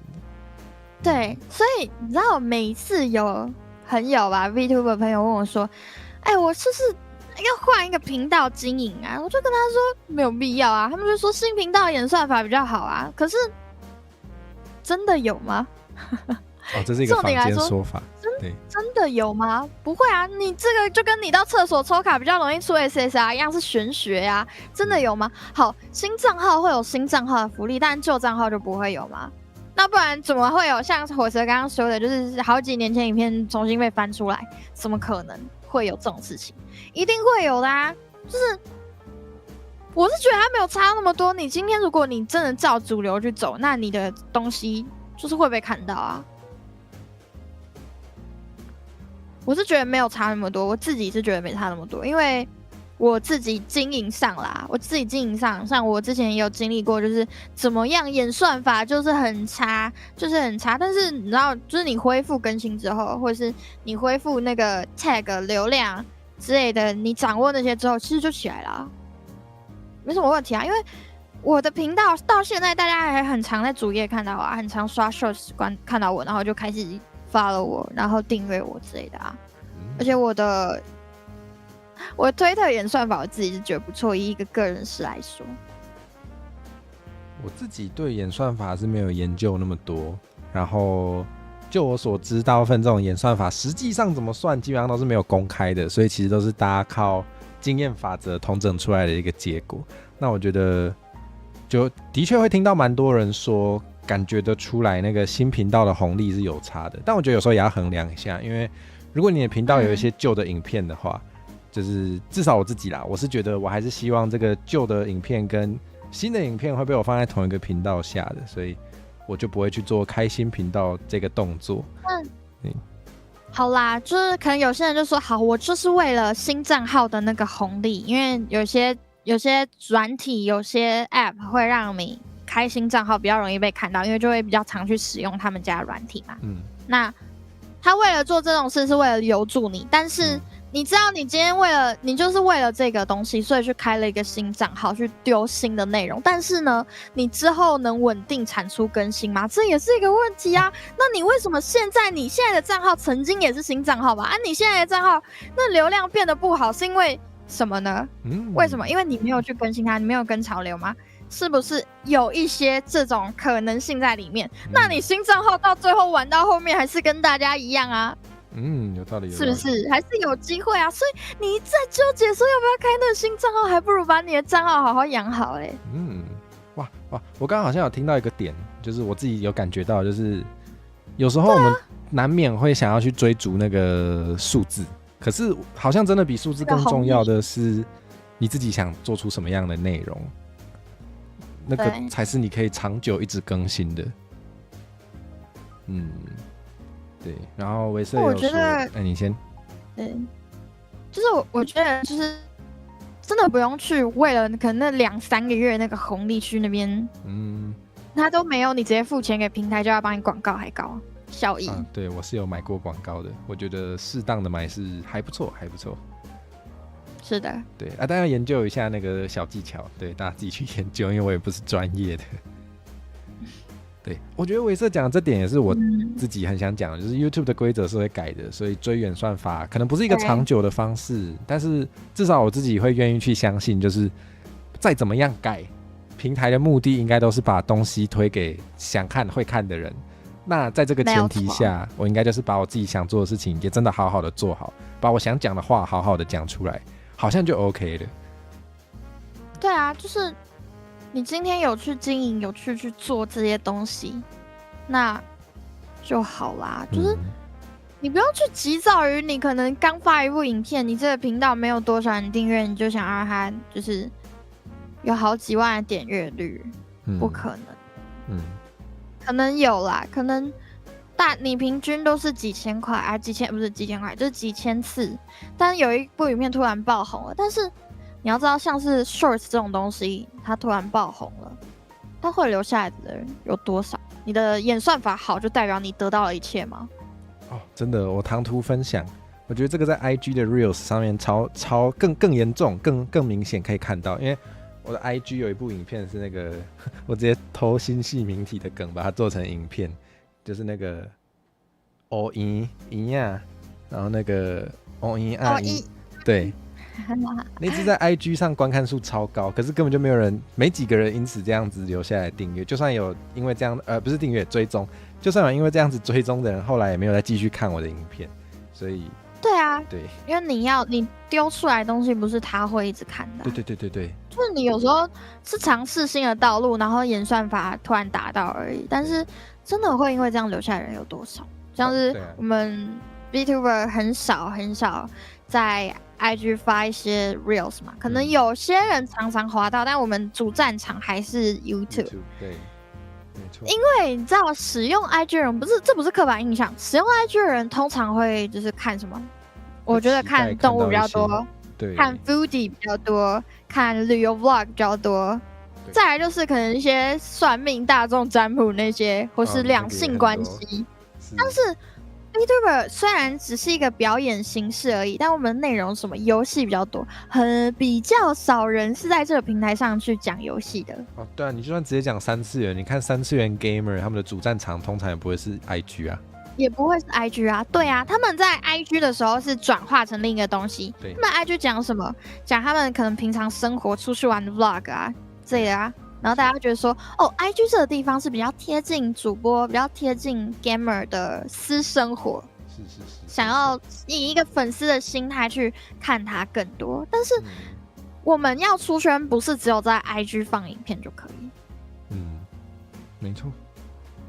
对，客群差很大，真的差很大，所以就真的啦，就是我们发一些好笑的东西，不一定在 IG 上会很多人看，但除非你可能就是除了 VTuber 之外，可能是插画家，然后你有一段客群在那边，你可能做一些小动画，大家喜欢。的确有可能，对呀。所以我觉得不要急于你马上就会看到的东西。虽然我也是很急性子，无论任何事情我都是想要现在就看到结果，但是要提醒自己的事情，结果不是现在就一定看得到的，不然它怎么叫结果？有道理。好，我想想哦，我想放弃的时候会怎么激励自己？我现在发现我的很多目标都会牵涉到别人，比如说街访系列的 shorts， 我采访了别人，我就觉得他愿意被我采访，就是因为我会剪出他的片段，让更多人看到他，所以我同时会得到一个责任，就是我不能永远不剪他，我最好赶快剪出来。对，所以我觉得虽然我不是故意这么做的啦，但是真的有这个效果在，就是当你要做的事情是牵涉到别人的时候，会有动力在。可能因为我是个有责任感的人，所以没有责任感的人可能就不会有效，但是就是会让我想要把事情做好。对，是。我觉得这有点像那个就是分组作业的时候，你自己做作业被当掉就算，但分组作业就我不能拖累同学们这样。可能因为我们有道德吧。对，可能对啊，我们可能有道德，我们的道德标准有包含不能拖累别人。真的，对，不想给人家造成麻烦，也算是一种世俗的道德。对啊，也没有说一定要有这个道德，但是如果你没有的话，这个方法就不适用于你。对，它是一个很世俗的东西，大部分台湾社会我自己认识的人，稍微都会有一点这种想法，或多或少还是会的。是的，互利行为，对啊，放弃什么目标？有时候可能今年2025年吗？还是去年2024年？我经历了一些事情，曾经有想过要不要就是不要继续当 VTuber 了。这是一个很大条的事情哦，就是等于我要不要去死一死？以 VTuber 来说，确实，对，吉彩天会就不见了。对，然后我就想说，这些目标对我来说，我知道它不是我人生的最终目标。我知道我追寻到这些目标之后，我还是会继续跑。但是我觉得，就是像讲到别人嘛，我要怎么去激励大家？可能我在人生万念俱灰的时候，我会想到说，我还不可以死，因为我清楚来到这个目的，我做自媒体的目的是我想要让大家看到我能感受到幸福跟笑容。然后，如果大家人生，因为就连我也会感受到人生灰暗的时候，如果大家也会的时候，那我希望就能守护住大家最后的笑容，就是最后，至少他们看到我还会开心。所以我会激励自己活下去，或者是说，就短期内我可能觉得我真的快受不了，我整个人要爆炸了，但我会跟自己说，就是我要活下去，因为想看到大家也过得幸福。哇，我没有，我发现你都在激励大家，你想要让大家就是露出笑容，变得快乐，然后我都在激励大家出道，让大家一起来累。我应该说，当 VTuber 不是每个人都能承受得了的啊，是这样子讲吗？是没错啦，其实这样说也没错。因为好啦，现在有些 VTuber 有分一些群体，好，我们现在讲，是的，大概4个吧，大公司的 VTuber， 他们就是皇室成员，他们是为了公司然后努力的工作的，他们有一个目标在，每个月的 KPI 跟养活自己，跟产出什么样的作品，然后再来就是个人事。比较有名的个人是像是洛克、像ROE、像猫记他们，他们就是以他已经当做是本业了，然后想要让他做得更好，去利滚利，去可能有自己的团队，然后去维持自己的经济循环，然后当然就是它是一个成绩在，这两个分别差异就是有没有公司在背后撑腰，跟他们有自己的团队。再来就是我们这一群成绩中上到中下，就是中间层的 VTuber 们，也不能说是小 V， 但是有认真在经营，有去经营粉丝关系跟自己的目标的一群 VTuber。然后大概努力够久可以收益化这样子。算是认真吧，对，算是有认真的想要经营这些关系，所以算是一群。然后再来一群就是没有门槛，他们就是做 VTuber 有一个自己想追寻的目标，但是不知道该怎么做，或者是开心就好的 VTuber。那在外人看来眼里之后，他们会觉得说 VTuber 是半公众人物，或者是就说他是公众人物好了。但我觉得它的界限就是从我们现在第一阶层就皇室成员下来，开始慢慢到有团队的个人是，有团队有成绩的个人是，跟有团队有成绩稳定收入的个人是，跟我们这些就是可能没有那么稳定，但是有在努力的个人是，然后跟没有做收益化，也没有经营粉丝关系，跟大家都打成一片的，就是还在学习，但是有一个 VP 身份的实况主们，就是它是一个慢慢越来越下来，都是越来越灰色目标了。有道理。对，但是你知道吗？就是你不可能对这个光谱里面的每一个人都用同一个标准去看待啊。VTuber 要承受的是什么？大家可能会对这些人就是很命，就说你们来就是为了交友啊，就是为了交男女朋友啊，为了在这边约炮啊什么的。每个圈子都会有。是的，是的。有人的地方就会有性欲，我以为你要说就有江湖嘞。有人的地方也可以这样说啊，江湖就是一种乱七八糟的意思啊。这样说没错，对，真的。有人的地方就会有这些东西啊，那你不能说啊 V 圈怎么都不把它藏起来，因为不是每个人都觉得自己是公众人物。对，没错。对。又或者说，就有些小 V 把自己当公众人物对待，然后大家就想说，你是不是想太多啦？你现在这种成绩算公众人物？永远都有人有话讲。对，永远都有人有话讲。所以就是在面对这些比较刻薄的言论的时候，能够承受住的人，我觉得没几个。像是现在成绩蛮好的几位 VTuber，我不能在台面讲，但是。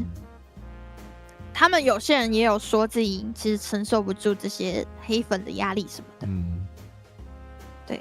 但是他们的成绩是真的不错，他们的作品是真的不错，但是他们需要的是过滤掉这些东西，他们不应该去看这些东西。那看了之后要怎么调试，让自己不要这么恨自己，不要因为别人的言论去检讨自己，不要去怀疑自己所作所为。每个 VTuber。不一定都能做到这些啊，不是每个人都能做到的啊。就算不是 VTuber， 每个人类都不一定能做到。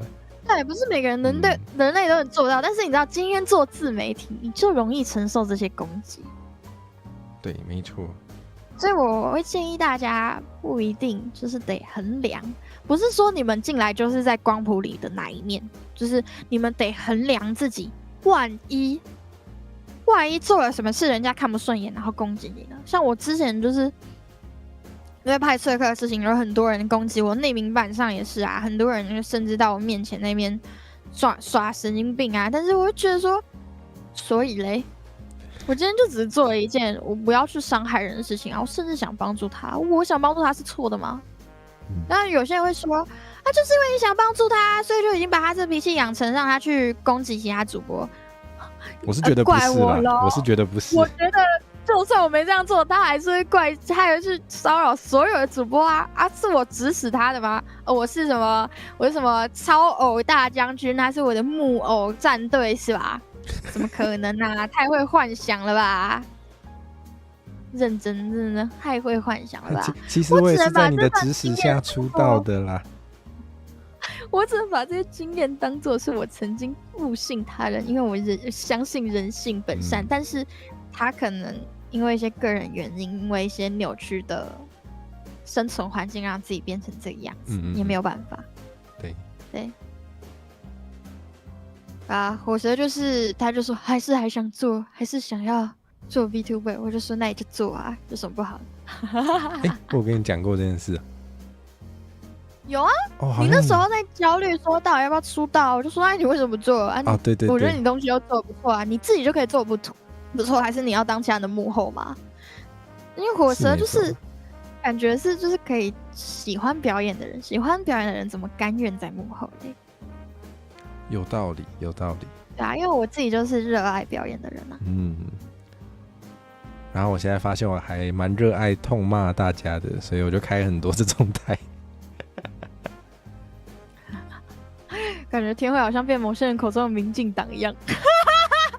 哇，你可以操控很多事，太好了，太好了！以后大家那个生活什么不顺遂，投天慧的棉花糖，请他帮你只手遮天。是啊，玉皇大帝都不能掌握你的人生了，你还想要一个活在现世的人类或精灵帮你掌握你的人生，是不是啊？对啊，你要找一个活在网路上的精灵哦，真的假的？对啊，大家脑袋还好吗？大家智商还好吗？大家逻辑还好吗？天哪，我真的觉得智障真的比想象中还多，可能那个标准要再往上提。你直接把我这边变骂倒台，我的天哪！谢谢，请大家付钱给天慧。不是说要有话直说吗？大家啊，真的，好赞哦！原来直球是在骂人的部分，把球丢到他鼻子上。我们到这个地方入境随俗啊，跟活蛇一样。哇，那我是没话讲。无法反驳，都我的问题，都我的问题。好，对啊，我们来尝试找一个更凶的，真的让你痛骂看看。结果等下我就被骂了。可以操控一下账户余额吗？我也需要。我也想好不好？我也想。我可以操控啊，我可以把它从原本有数字，然后把它0变成没剩多少个数字。我只能单向操控。我也是。好，你有没有怀疑过自己人生的重大抉择是否正确呢？我先好了。有啊，对啊，你先讲吧。这好紧密连结哦。我的确有怀疑过自己出道是不是对的。啊？对啊，就是有时候至少一开始啊，现在还好，但是一开始会怀疑自己是不是真的没有那么适合一直出来表演，然后。而且 VTuber 很多时候开这种台，又是会有一点陪伴感的成分，对，但是我会怀疑自己到底适不适合，就是提供这方面的算表演或是价值吗？哎，对，因为我就是我自己觉得我没有很会照顾别人的感受，对，所以有怀疑过自己到底适不适合当 VTuber， 对，但现在比较没有在怀疑啦，现在就是发现。我好像就是大放厥词，也是有人喜欢听，对，我想好像不用过多，不用过多的去担心这个问题。可能也是因为有很多人就是有告诉我，就是我做出来的东西是有趣的，所以我才会相信说好，可以继续。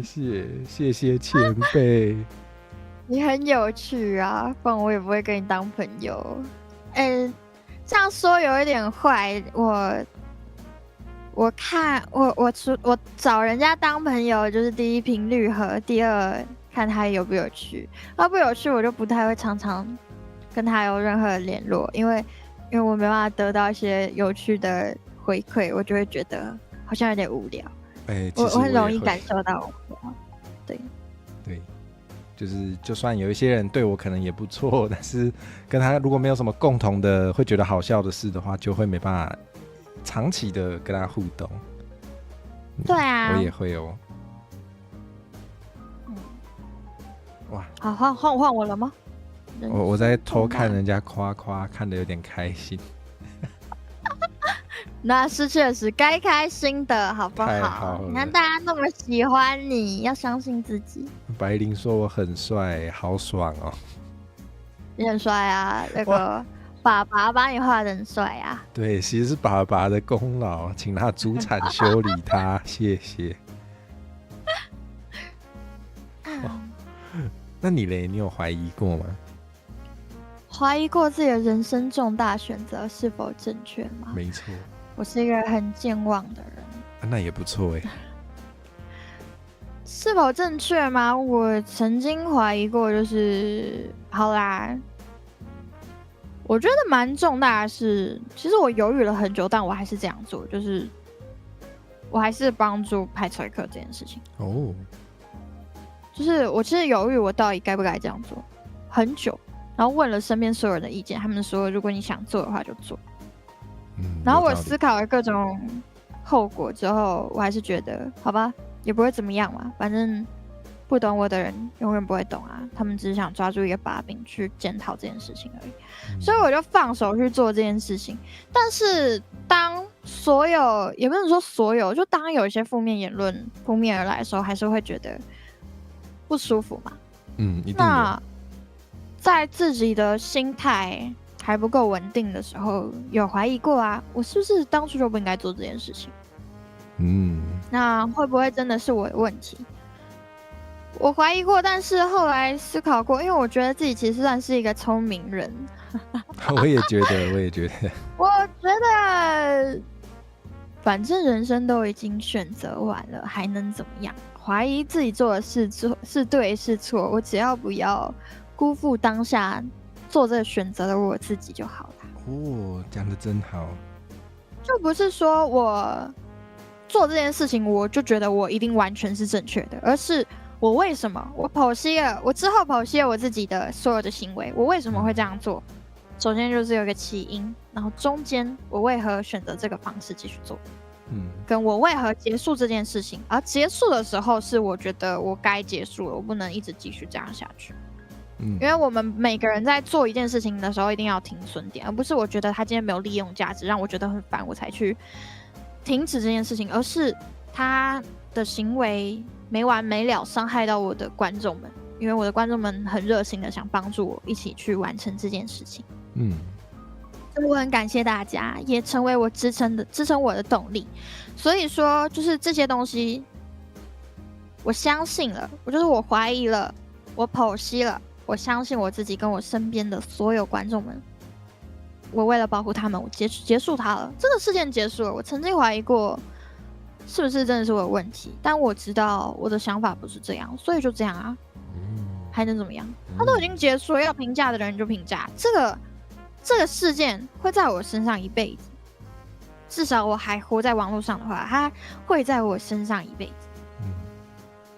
所以我能做的是什么？我接受它在我身上一辈子。真的，那还能怎么样？那是我成长的轨迹啊！像你看，很多人就是从以前可能比较年轻的时候就开始使用网络吧，可能在 TikTok 拍一些对嘴影片之类的，然后大家就会翻出来说啊，你的黑历史什么的，就是可能那时候会流行一些很瞎的滤镜啊。对，一定会。现在都你的黑历史什么的，但是那不就是年少时的自己嘛，还没成长的事情啊。俗话说，古人说不经一事不长一智，对吧？我们经过这个事件，不要再继续做同样的事情啊。我们成长啊，我们去知道自己该怎么样变得更好，去排错，去认识当时为什么会有这个想法的自己，然后去让事情变得更完整，这才是重点。所以我觉得怀疑自己做的重大选择是否正确是没有意义的事情，因为事情都发生了，你已经选择完了，你才会怀疑嘛。是的，都已经发生了啊，你可能就难过一下子啊，然后接受它。你说的接受还能做什么？你能拿一个橡皮擦把它擦掉吗？怎么可能？你能剪接掉它吗？你把它整段回忆剪掉啊？怎么可能啊？你剪掉，你就算能剪掉自己的回忆，其他有在经历这件事情的人，他们还是记得这件事情啊。而且你骗得了自己，骗不了整个世界，真的。对，真的。对啊，所以你只能接受啊。所以我不太会怀疑，不太会怎么样。不错就是我觉得你是心灵导师天慧。我觉得这可能是因为我从很小的时候就开始去让自己思考很多人生的事情。对啊，因为我国中的时候被霸凌嘛，就是一开始入学的时候被霸凌，就有人就是觉得我是坏学生，然后欺负我怎么样怎么样，而且我们班没有其他人认识我，就我从小学校转到市区的学校，所以他们全部的人都认识的情况下，就讨厌一个外人是一个很正常的事情，而且那时候大家都还很不成熟。我那时候曾经有想过，还是我就跟他们一样，就对大家都很坏。可是我发现我没办法，就算我今天被以这样子的对待，我还是没有办法看到其他人跟我受到一样的伤害。这也是为什么我想要就是有爱的循环，有善的循环，让大家能够有心灵支撑的一个原因。而且好像是同一个年纪吧，我那时候在脸书上开了一个粉专，然后他就是那个目的，粉专的目的是你有什么不开心的事情可以跟我说。哇，树洞吗？对，算是一个树洞，我不会把它投稿出来，我就是在里面让你跟我私聊，太温暖了。然后那时候写什么什么类似咨商式的一种东西，然后我妈妈就跟我说，你能帮人家解决什么问题？因为她看我手，然后你能帮人家解决什么问题啊？然后她说你能透过聊天解决什么问题啊？然后我就想了一下，可是有时候有些人可能就需要聊聊吧。那时候的我大概13、14岁吧，对，我那时候的想法这样。然后因为不是有些人就是比较玄学的部分会说宇宙啊，你的生命啊都已经帮你规划好，你来这辈子是为了做些什么事情啊？对，的确。我在往回看的时候，发现我人生就是要做这些事情就帮助他人，或是给他人一些支持，这样子。对啊，就是我是来提醒大家爱存在的。我觉得很赞的使命，就是算是一种疗愈吧。就是我的使命应该是疗愈大家的心灵。虽然我不是护士，不是医生，但是很多我觉得蛮有成就感，是我的朋友们跟我聊天，心情不好跟我聊天，是说天慧真的很谢谢你，跟你聊天我感觉到真的好很多。我喜欢你给我的那些角度，我喜欢你就算在我旁边，就可能讲一些无关紧要的笑话也好，就是可能我的存在他们就觉得很好，然后我就觉得很开心。我也觉得你很适合开告解台耶。可是我观众没什么要告解的吧？可能观众基数不高，所以也没什么好告解的。没关系，反正你总会万定的，到时候会有比较多人，对吧？我会一直在这边躺到万定。哇，这么好！躺着啊！你要开睡觉台啊？睡到万定啊？怎么可能啊？耐久睡到万定哦，你不用出门了。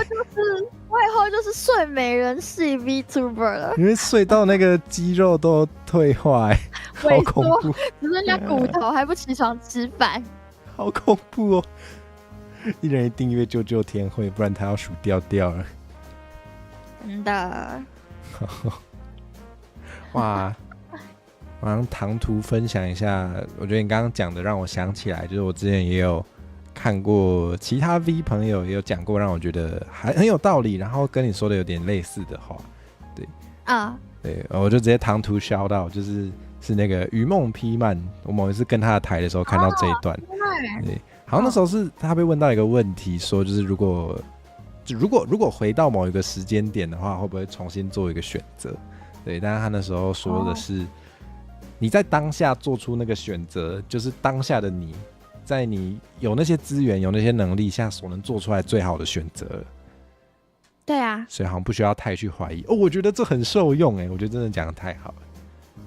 对，真的，皮曼也是个很有智慧的青椒。真的，就是如果真的就是好像真的各种事情，如果让我回到当下的话，重新做一次选择，应该还是会做出一样的事情，只是没有办法的。对，因为该怎么说，了解自己的个性而且真的当下的你，所以可能你之后会后悔说我那时候不应该这样讲的，其实还有更好的方法。但是你如果不经过这件事情之后，当下你还是会做一样的事情，对，你还会做一样的决定，还会说一样的话。对，你要经过了，去思考过了，你才会知道有更好的方法。没错。因为我相信，在面对自己的重大选择的时候，当下大家一定多少都是有在思考的。通常应该都是，如果没有的话，选完之后就会知道要思考了，也是很重要的收获。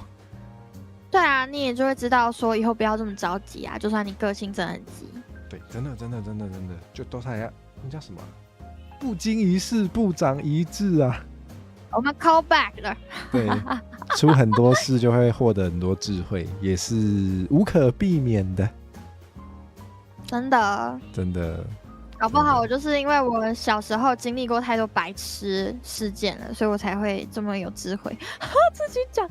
哦，对啊，我觉得天惠很有智慧，就是如果大家有看天惠的 shorts 的话，我觉得你有一支 shorts 叫做又活过了一天，已经很棒了。那个其实是我知道是有别人的，抄一个抖音梗。可是我觉得你讲出来超有说服力的。对啊，又活过了一天，其实已经很棒啦。不知道为什么你讲的话就特别会有那个感觉，可能真的是你有一个个人特质。我是先看到你那一支，我才知道有那个阿姨。哦，那个阿姨，我那时候哇，这实在太好笑了吧！我要翻拍一个。但是我觉得好有道理，谢谢天惠老师。对啊，希望就是好了，你先说，大家都可以，就希望大家就是可以，就是不要忘记自己的价值就好了。哦，真的，有时候可能遇到一些事情，就难免会迷惘，但是还是要记得，就是每个人还是有自己特别，然后无可被取代的地方啊。然后你之所以会做出某些选择，就是因为那就是你。对，那就是你，你很特别。就是有些人会说啊，我可能赚的钱也不多啊，学习成绩也没有人家好啊，也长得不帅啊，也不高啊。但是重点是，你是不是忽略掉，就是正在听你说话的人，或是愿意跟你当朋友的人，留在你身边是为了什么？真的，因为跟你相处很舒服啊，你有自己的人格魅力啊。那大家说实在都是平庸的人。对，真的，我也很平庸。我也很平庸啊，虽然就是我很爱，我会因为你们看起来我好像有点特别，是因为我很爱表达自己。我们就是话比较多啦，我爱跟人家说自己的想法。对啊，那我其实没有什么特别，我只是很搞味，但是很平庸啊。我也是没有，我现在没有工作啊，吃家里的啊，然后没有啦，我吃自己的之前存下来的一点点钱。我也会吃一些剩菜，真的。对啊，然后就是应该怎么说，就是我吉他也没弹得比人家好，我唱歌也没有到真的 PR99可以出道当歌手，没有这么夸张，我就只是就是可能 KTV 歌王的程度而已。你是不是自称不是歌士啊？我不是歌士啊，我就喜欢唱歌而已啊，因为然后歌士就要背负一直练歌的压力啊，我不喜欢那样。好像是。对啊，我不喜欢那样啊，我就是一个普通的创作者，喜欢唱歌给大家听。所以应该说，大家有自己的亮点。好，有些人的亮点真亮到可以当他的主题，但是大部分的人不是这样子。那如果你想的话，你可以去学习成为那个样子。但不要迷失自己，因为你自己才是最特别的地方。没错。不想出道的话，其实也没关系啦。有些人就是想当观众。而且像你们知道吗？就是香水嘛，大家都买同一瓶香水，但插在每个人身上味道是不一样的。所以大家都学同一个技能，但是每个人表现的技法都是不一样的，知道吗？真的。画画同理，音乐同理，真的。拍摄也同理啊，对啊。当 VTuber 也一样啊。对啊，你用同一个公用品，但是变出来的样子，你表现的样子，你使用的方式，大家都认得出来啊，绝对认得出来。爱你的观众就知道哪一个是你。或是你做同样的企划，不同的人做出来一定是不同的感觉，不同的东西，也会发生一些不同的新的想法。像我可以偷火车转盘来，可以啊，偷跟其他人玩啊。可以啊，真的啦，真的可以偷，真的走过路过都可以偷。真的假的啦？不要大家都在转盘呢。大家如果大家都在转盘的话，大家就会想说哪来这么多转盘啊？然后就会发现是陈火蛇仙的，我就会获得很多流量，又赚了。然后就是你要变成就是大家可以授权，然后下面写企划来源陈火蛇深 V 杂谈这样。啊，可以的话啦，可以的话标一下啦。啊，不标的话，老实说，法律上拿你没办法，那就去吧。对啊，就料理，每个人食材一样，做出来的也不一样，没有错。啊，真的，对对对，就算同一个食谱也会不一样的。好，我们来转最后一个好了。好的。如果不够辛辣，就再一个。优良传统。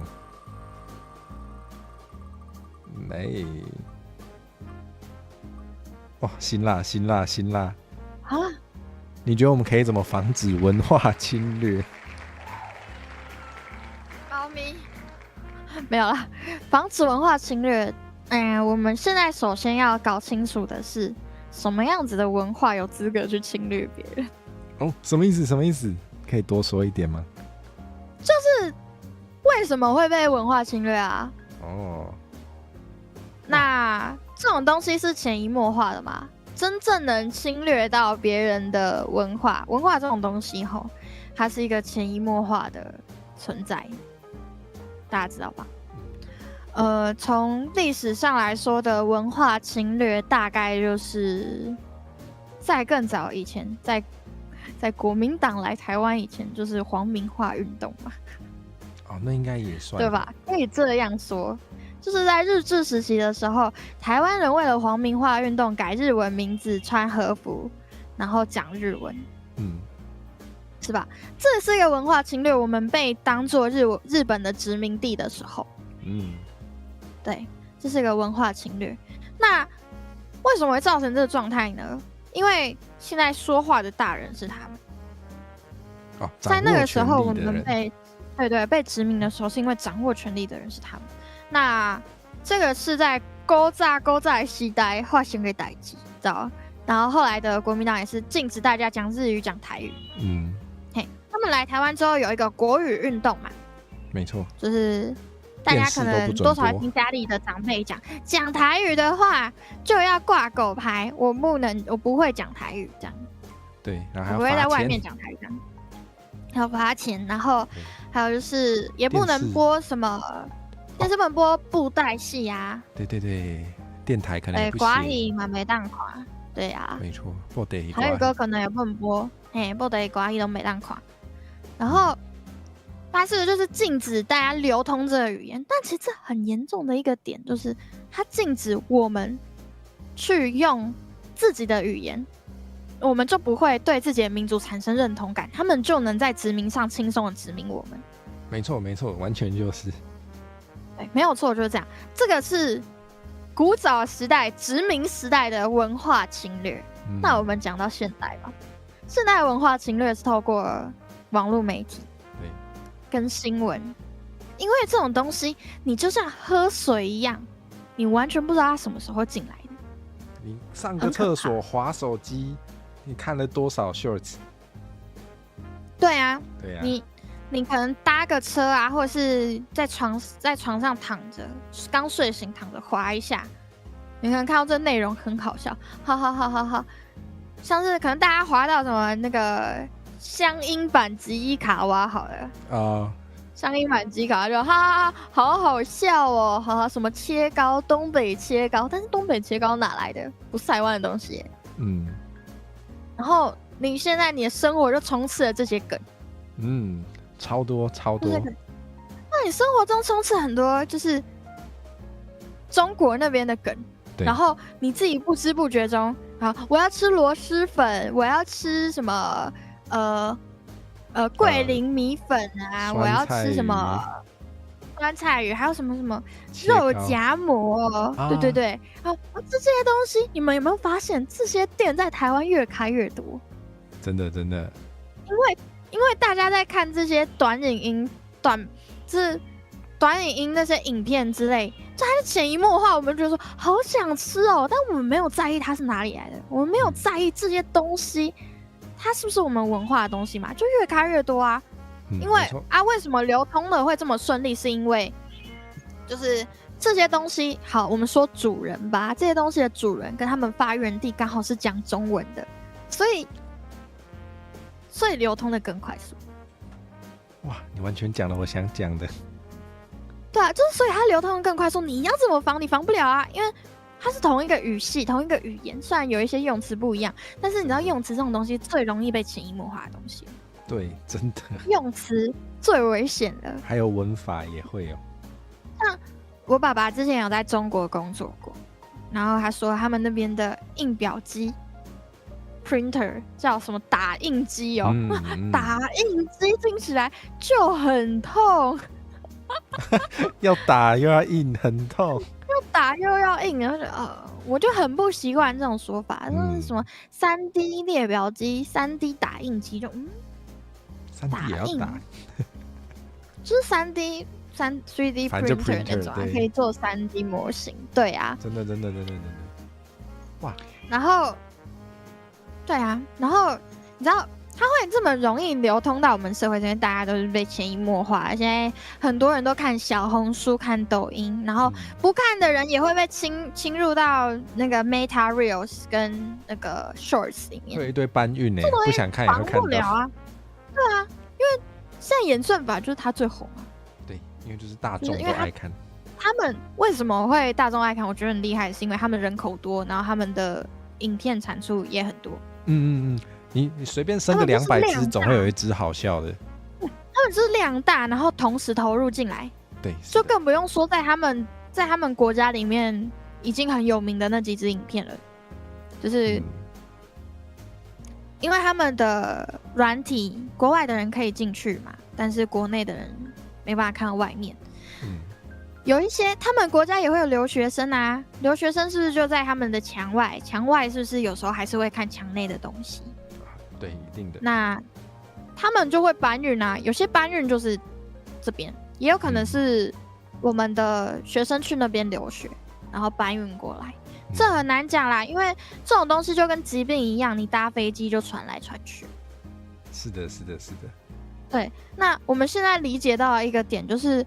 文化侵略，它一定要够强、够大量、够有那个声量，才可以做到一个侵略性的一个行为嘛。我们要怎么防止它呢？当然不是每个人当知语警察就可以防止它的啊。首先是我们要对自己的文化产生认同。真的。就是为什么他们的文化会传播的这么快？好，我们今天不讲中国，我们讲日本、韩国。我们韩国不是有一些很可爱的 Q 版漫画吗？或是一些可能恋爱的综艺啊、韩剧啊这些东西。对，就大家全部的人都在看韩剧。你知道北韩是不能看韩剧的吗？北韩看韩剧会被杀掉，会死刑哦。就是因为，对，因为大家都知道那个其实是文化侵略，就是我们看到。可能我们是北韩的人，我们生活就是很保守，可能是50年前、60年前的韩国社会，但是我们不知道另外一边南韩那边发展的怎么样嘛？他们那边的过得很现代啊，生活什么过得很美好。当我们接触到那些媒体的时候，我们会不会对自己的社会产生怀疑？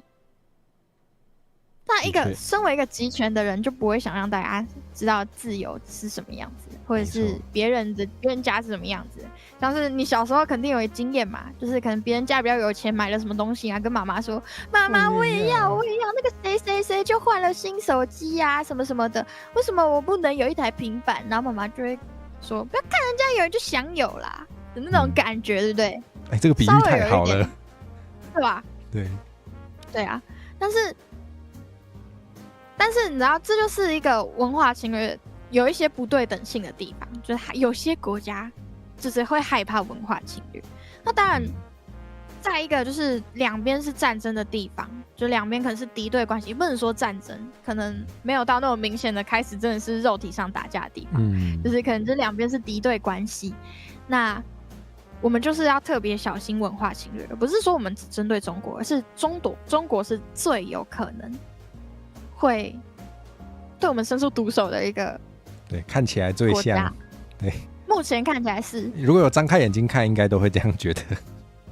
对，然后我觉得蛮可怕的事情是，我们要去预防它嘛，那真的会去侵略，就是他们现在就是一直在丢资讯战啊，所以才会有人说啊，中国只要不挑衅就不会打我们。这个我觉得大家个人的看法，但是从我小时候看来，他们就是一直想要打我们。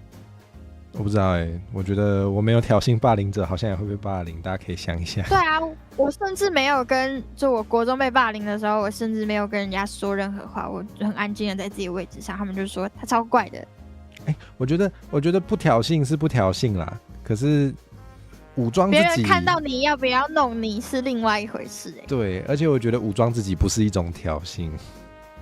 对，就是跟人家说我就是你不要来欺负我，就这样啊。对啊，对，我觉得这不算挑衅我觉得好文化侵略，你今天不会觉得说日本台湾开那么多日料店啊，台湾有那么多日式建筑，因为之前日治时期嘛，可能有些林场啊，有一些铁路啊，还是有一些日治时期的样子，一些火车站啊。然后我们还很喜欢看动漫，还很喜欢吃日料。但我们的语言里面还是有一点日文，那我们会很认真的说这是文化侵略吗？其实它算一点点，我觉得它算是文化侵略的范畴，就是台语里面有日文这件事情，算，我觉得它是在文化侵略的范畴。但是为什么我们没有这么严重的去排斥它？是因为今天日本，我们经过了这么多年，变成好，可能之前有被侵略过，可能有一些没那么好的事情发生过，可能啦。但是现在的状态是，我们现在算是还算友好的交流。对呀，哇！所以我们不会说它是一个我们要去担心的存在，因为日本不会因为我们今天不讲台语里面不讲有日语的那些单词，他们就会说台湾超懒的，然后要攻击我们之类的。他们不会做这种事情。但有些地方就是会有一点啦，讲得很好，有点偏激。我感觉这个讲法有点像是文化侵略是文化侵略，然后实际上的侵略是实际上的侵略。但是如果有谁同时要对你两件事都想做的时候，你要很小心了。你要很小心去担心自己会不会不小心被他们侵略到，自己没有发现。然后我其实觉得还有一个很危险的点，就是就算我们刷到很多，比如说你说韩国恋综的片段也好，或者是看到一些比如说什么日本女生，然后就是穿自己觉得很漂亮，然后跳舞那样子的短影音也好，再怎么样，你不会感觉那跟你是同一个国家的人。为什么？因为你不讲日语，你不讲韩语，对。但是因为我们经历过国语政策，对，就是那会想说，哦，那是他们国家的风气呀，这个国家的女生都很会打扮什么之类的。对。然后你比如说看到什么韩国吃韩式炸鸡，你会觉得韩式炸鸡就是另一个国家的食物。当然你在台湾可能吃得到，对，但你会知道台湾有台湾的其他食物。对。可是因为我们经历过国语政策，所以大家的中文都被迫很好。那你看到一些中国来的影音内容的时候，有些人会比较有这个意识，但当然不是一定很多人没有，就会自然而然的觉得就是那是一个我听得懂的语言，然后会觉得是同一国的人。对，就是难免，因为毕竟讲同一个语言，就在你就会很难免会感觉那可能是跟你同一个族群。对，就是讲中文在国外哈，现在这样讲，假如这是个地球村，在国外听到人家讲跟自己相似的语言，能沟通是一件很欣慰的事情啊！这也是我能这样说，对，就是你会觉得很有亲近感。对，所以说，我们防止文化侵略其实是没有办法防止的，因为有时候他们是以一个更强迫的角度来去压迫而变成侵略。文化侵略从来都不会只有文化在侵略，一定会有一个诠释。真正有在侵略，它到最后面才会真的变成是文化侵略的范畴。我自己的看法是这样子，就是像你要讲中文，讲讲台语里面有包含日语这些单词，我觉得就已经是一个很严重的文化侵略。但是如果没有人逼我们讲日语的话，我们台语不会变成这样啊。没错没错，是这样没错。如果我们没有经历过中间那一段日治时期，我们不会变成这个样子。对，所以说我们那时候是因为强权，所以被文化侵略。那时候的人也不会意识到自己被文化侵略，因为文化侵略是后来人家去定义这件事情的，而且更不用说那时候社会上读书的人没那么多了啊。对，这也是。而且现代社会为什么大家反弹那么大，是因为大家有基本教育水准。对啊。而且像以前这种的话，是至少法律上，日本那时候是统治台湾的，所以他算是对国内的文化上的，他是用殖民手段做一些政策。但是现在还有一个问题是，网络上的话，它有跨国的这种，也算是在洗啦，也算是在洗脑的行为，这个真的很难处理耶。这个很可怕啊，对啊，就很可怕。就是其实我自己现在是主张战争已经开始了，因为大家知道资讯战这种东西是已经开打了嘛。你在网络上看多少一些不好的，有没有说不好？就是你没有去思考，不知道它是假讯息的东西。对。那诈骗，好啦，诈骗算是资讯战的一个手法，它让你的人民过得可能被骗啊，然后可能它也算是一种试水温的方式，知道你的人民到底比较在意什么，比较容易被骗什么。对，真的。对，那我们就姑且不说诈骗的人是哪些国家，因为哪些国家都有啊。对啊，哪些国家的？中国、台湾、新加坡都有诈骗的人啊，都有人在做诈骗啊。因为不能说每个国家都是，不能说有一个国家里面的人都是好人，对，一定有坏人在的嘛。就是就是黑黑白白灰灰总是有的。但是好，今天说就是他们做那些不干净勾当，但是今天真的有心的人，是不是就可以透过这一些买通他们？因为他们做的这些东西，你大概知道他们可能只要利益就好，或者是他们有追求一些什么东西。对，那一方只要给他们想要的，可能钱，可能安全的生活，那他们把可能这个国家人民比较常被什么样的议题骗之类的，这些资讯跟这些人讲，那像大家都要钱嘛。那我们在选举上，在一些议题上面说，我能给你什么样的好处啊？所以你要怎么样啊？选我或者是怎么样？就是他们安放的旗帜说这些话的话，那我们其实是被潜移默化的大型诈骗。我自己的想法是这样。我觉得你这个就姑且不说现在的社会形势是怎么样，因为我其实脑袋有点转不过来，现在到底是发生什么事。但我觉得你对这个大的状况的这个算比喻吗？你把它直接比喻成一个诈骗，我觉得其实还蛮有感觉的。这很辛辣吧？有辛辣到，对，就的确啊，就是收集一些资讯，然后知道这些人会被什么东西骗，或者对什么东西感兴趣，这个对于资讯上、网络上的战争非常有利，是真的。是真的啊，就是像台湾人喜欢吃东西，台湾人真的很爱吃啊，不是说台湾人是猪，但台湾人对美食很有兴趣，大家就是很喜欢各种食物的美食啊，出国一定要吃什么啊什么的。而且我们好像本来就很会接纳不同国家的食物，然后他们就是用大量那种夜市小吃，所以现在夜市里面大概没什么台湾食物，这很少。真的啦，真的。对啊，就大家可以去理解一下。对，可以多研究一下。我觉得其实是个我们现在真的可以去关心。可能像我自己，对啦，我自己之前上班的地方，大家都很喜欢吃中国美食，然后我因缘际会之下有吃过螺蛳粉，我觉得那一间不错吃。但是不会到我脑袋里从此都是螺蛳粉的样子。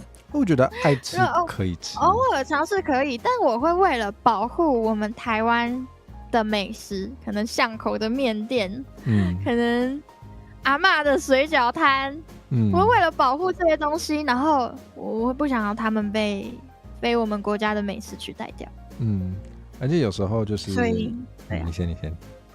我们可以去考虑到自己的消费要消费在哪里，让你知道这跟抖内 VTuber 很像，就是我们抖内的 VTuber， 我们抖内 VTuber 就是为了让他能更长久的做这些我们想看的东西。对，但是如果今天就是我很喜欢他，但是我忘记他了，反而去支持另外一个 VTuber， 这个 VTuber 就会消失啊。VTuber 比喻不是在说谁好谁不好，但是如果把这个比喻用到店里面的话，用到你在吃的那些小吃店，你永远都在投资 A， 但是你觉得 B 很好吃，你不希望它消失，因为它已经在这边开了50年了，可能从你妈妈小时候吃到现在了。但是因为 A 真的是太多人喜欢，它是一个新东西，然后他们在附近，然后那个 B 就是你小时候吃的那间店，它就因为没有生意收起来了。因为你知道人一天只能吃1餐，可能3餐吧，可能是吃3餐，人一天只能吃3餐，但是3餐里面它就是只有这个扣打，你可能3餐里面没有分到1餐给他，或是只有分到1餐给他，你之前可能2餐给他之类的，可能1个礼拜吃5次，变1个礼拜吃2次，那个店家的收益是会有变化的，像是你今天要赚多少钱，其实是有多少客人来帮你决定的，而不是你多大力的叫卖就会有人来的。对，真的。所以也就是说，大家都是市场的一份子，不管你是在说看台，还是在说吃东西，都是。对，你们都可以去选择自己想要让什么样的商品留在这个市场上，所以你们大家的消费力是很重要的。真的。投票不是只有对，投票不是只有在政府说有投票的时候才有，你每天都在投。对啊，你去选择买这个商品啊。那可能大家说，啊，你现在就是在打压中国食品啊！你现在用的东西哪个不是中国制的？老实说，我能保护的就这些。我选择保护的是我从小吃到大的面店啊。对啊。那你要说叫我现在不要用某些中国代工的产品吗？我也努力啊，我也想啊，我怕它爆炸。我也想啊，但是，对啊，就是该怎么说？有时候我在支撑的这个 brand， 他们就是中国代工啊。而且有些人洗产地骗我哪知道啊？对啊，还有些印尼设厂的，可能在也是在中国代工啊。对啊，这很难认，就是你知道防不胜防啊。但是我们能自己去决定的东西，我们能比较好控制的东西，还是我们能控制的啊。对啊，对不对？不是，我觉得会讲这种话的人根本就不在乎你有没有想要努力，他只是要讲，硬要讲。好，我现在讲一个，就是可能有点笨，有些人会觉得有点笨，但我现在在坚持的东西，就是我到现在还是没有吃麦当劳。哦，其实我好像感觉蛮多人还有在坚持的。对，不是说麦当劳不好，你知道，其实麦当劳之前有些丢出一些联名的东西啊，跟那个。跟最近的杨枝甘露的冰旋风，我也都很想尝试啊。可是我觉得就是好，我们姑且不说那个自杀身亡的妹妹，跟麦当劳有没有直接关系？姑且不说她死因跟这个有没有直接关系，重点是她那个事件发生的时候，公司怎么处理？会不会有其他人正在经历这些事情？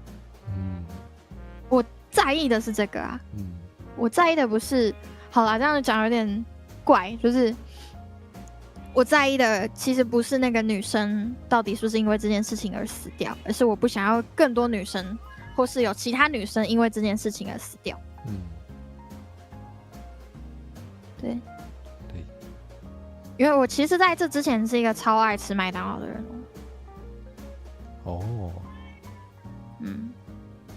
我自己也觉得很不可思议啦，我家人还在吃，他们说你要吃麦当劳，就那我 pass 这样。我也不会说你们不可以吃麦当劳，因为怎么样，他们自己决定就好啦。每个人就像我说的，每个人都可以有自己的权利去决定我今天钱要花在哪个企业上啊。没错，对啊，真的，像我也是有我在意的事啦，像比如说什么有没有尊重台语之类，有些店家在行销的时候就会把台语用一些不适当的刻板印象的方式呈现它，像比如说天惠也许就没有像我那么在意，那我会叫天惠绝对不能买吗？不会，对，对啊，但我能做的就是我自己可以选择。对，我的话，我会就是对于我身边的朋友，我的选择是，我会就是他们需要什么，我看到什么，我就会 support 他们。我是一个，我觉得我人生就是一个支持角啦，就是一个support 角，就是在支持各位。像火车，他就很想做很多台语内容，我看到有什么类似台语内容，我就会说你可以跟他合作，然后丢给他。我不知道他有没有看到，我就会丢给他说，我觉得这个你可以把握机会。就是不管是多大的 IP， 我觉得火蛇有问都有机会，你知道吗？所以我就会丢给他。我确实，因为我知道火蛇是一个敢问的人，他是一个敢问的人，他不会跟我一样很纠结，怎么办这样。对，哇，你们要知道，就除了这件事情，就是除了你能自己选择要做什么事情，要在什么事情上消费之外，你们要做什么事情，你们想好了。有去行动才有机会，没有行动永远没有机会。没错，台湾话好做无行袂出名，一定爱行。就安呢。脚爱打出去。我真的学到新的了。太好了。无行袂出名，以后是我座右铭，但我其实很懒得做。哇，这也是我的座右铭哎，我直接把它放在我的电脑桌面上，是真的，是真的，真的。那要那要太好了，希望大家都喜欢。真的要真的要。对，我只是突然想到了，我偷偷爆料，就是上次看到天惠说，在某个反正就是观众不会看到的地方，反正就是你说想要找某个人合作，对。对啊。对，然后我看到我就说，那我也去找那个谁谁谁很大尾的跟另外那个谁合作啊，我去邀啊，你就去邀，对，敢不敢？结果我就是。结果那超好笑，我在直播上就遇到那一位，他来看我直播说：“你要跟我合作吗？”但我没有实际写计划书给他，他说可以呀，可以看看。但我还没有，就是我已经忘记那首歌是什么，我要回去翻。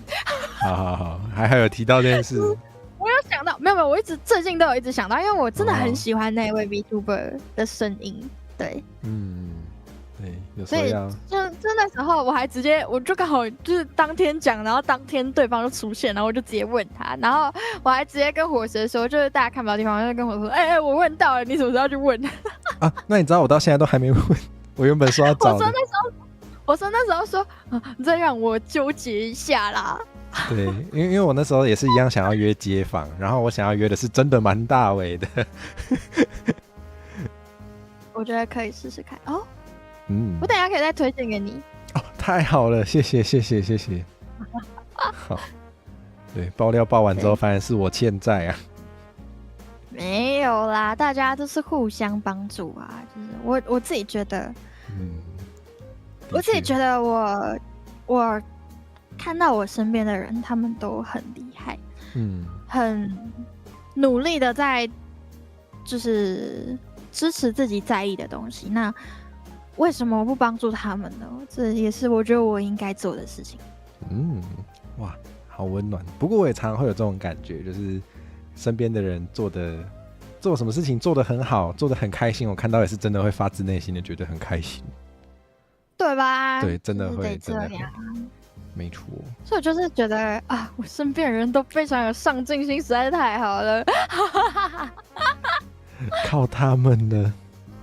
靠大家了，谢谢各位，太好了，带我飞，我只能当吉祥物了。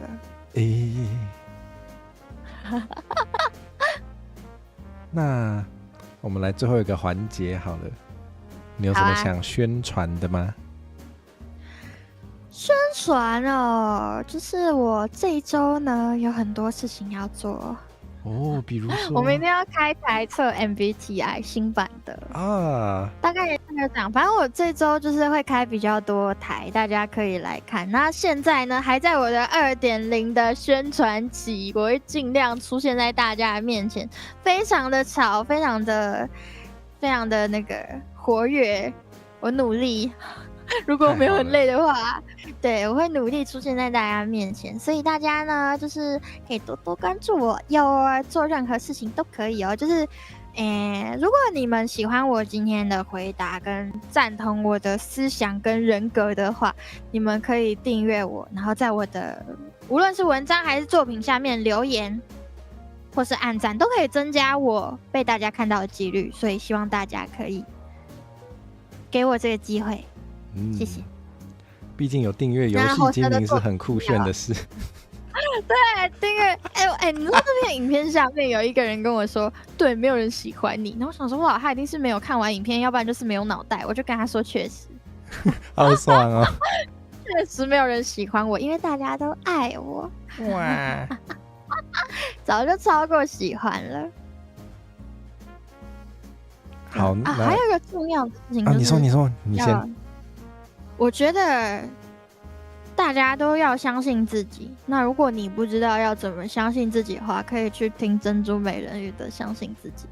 台湾版的歌词填得很好哦，原来就是那个不管往前往后，随心所欲。之类的，你都要相信自己一定能办到，就是要相信自己的所有的选择。这个在人生中就是一个很重要的事情啊，大家要相信自己。就像我前面说的，不要去怀疑，不要去后悔自己，因为那只会让你自己越来越没有自信而已。我也在学习要怎么让自己越来越有自信，越来越相信自己所做的一切。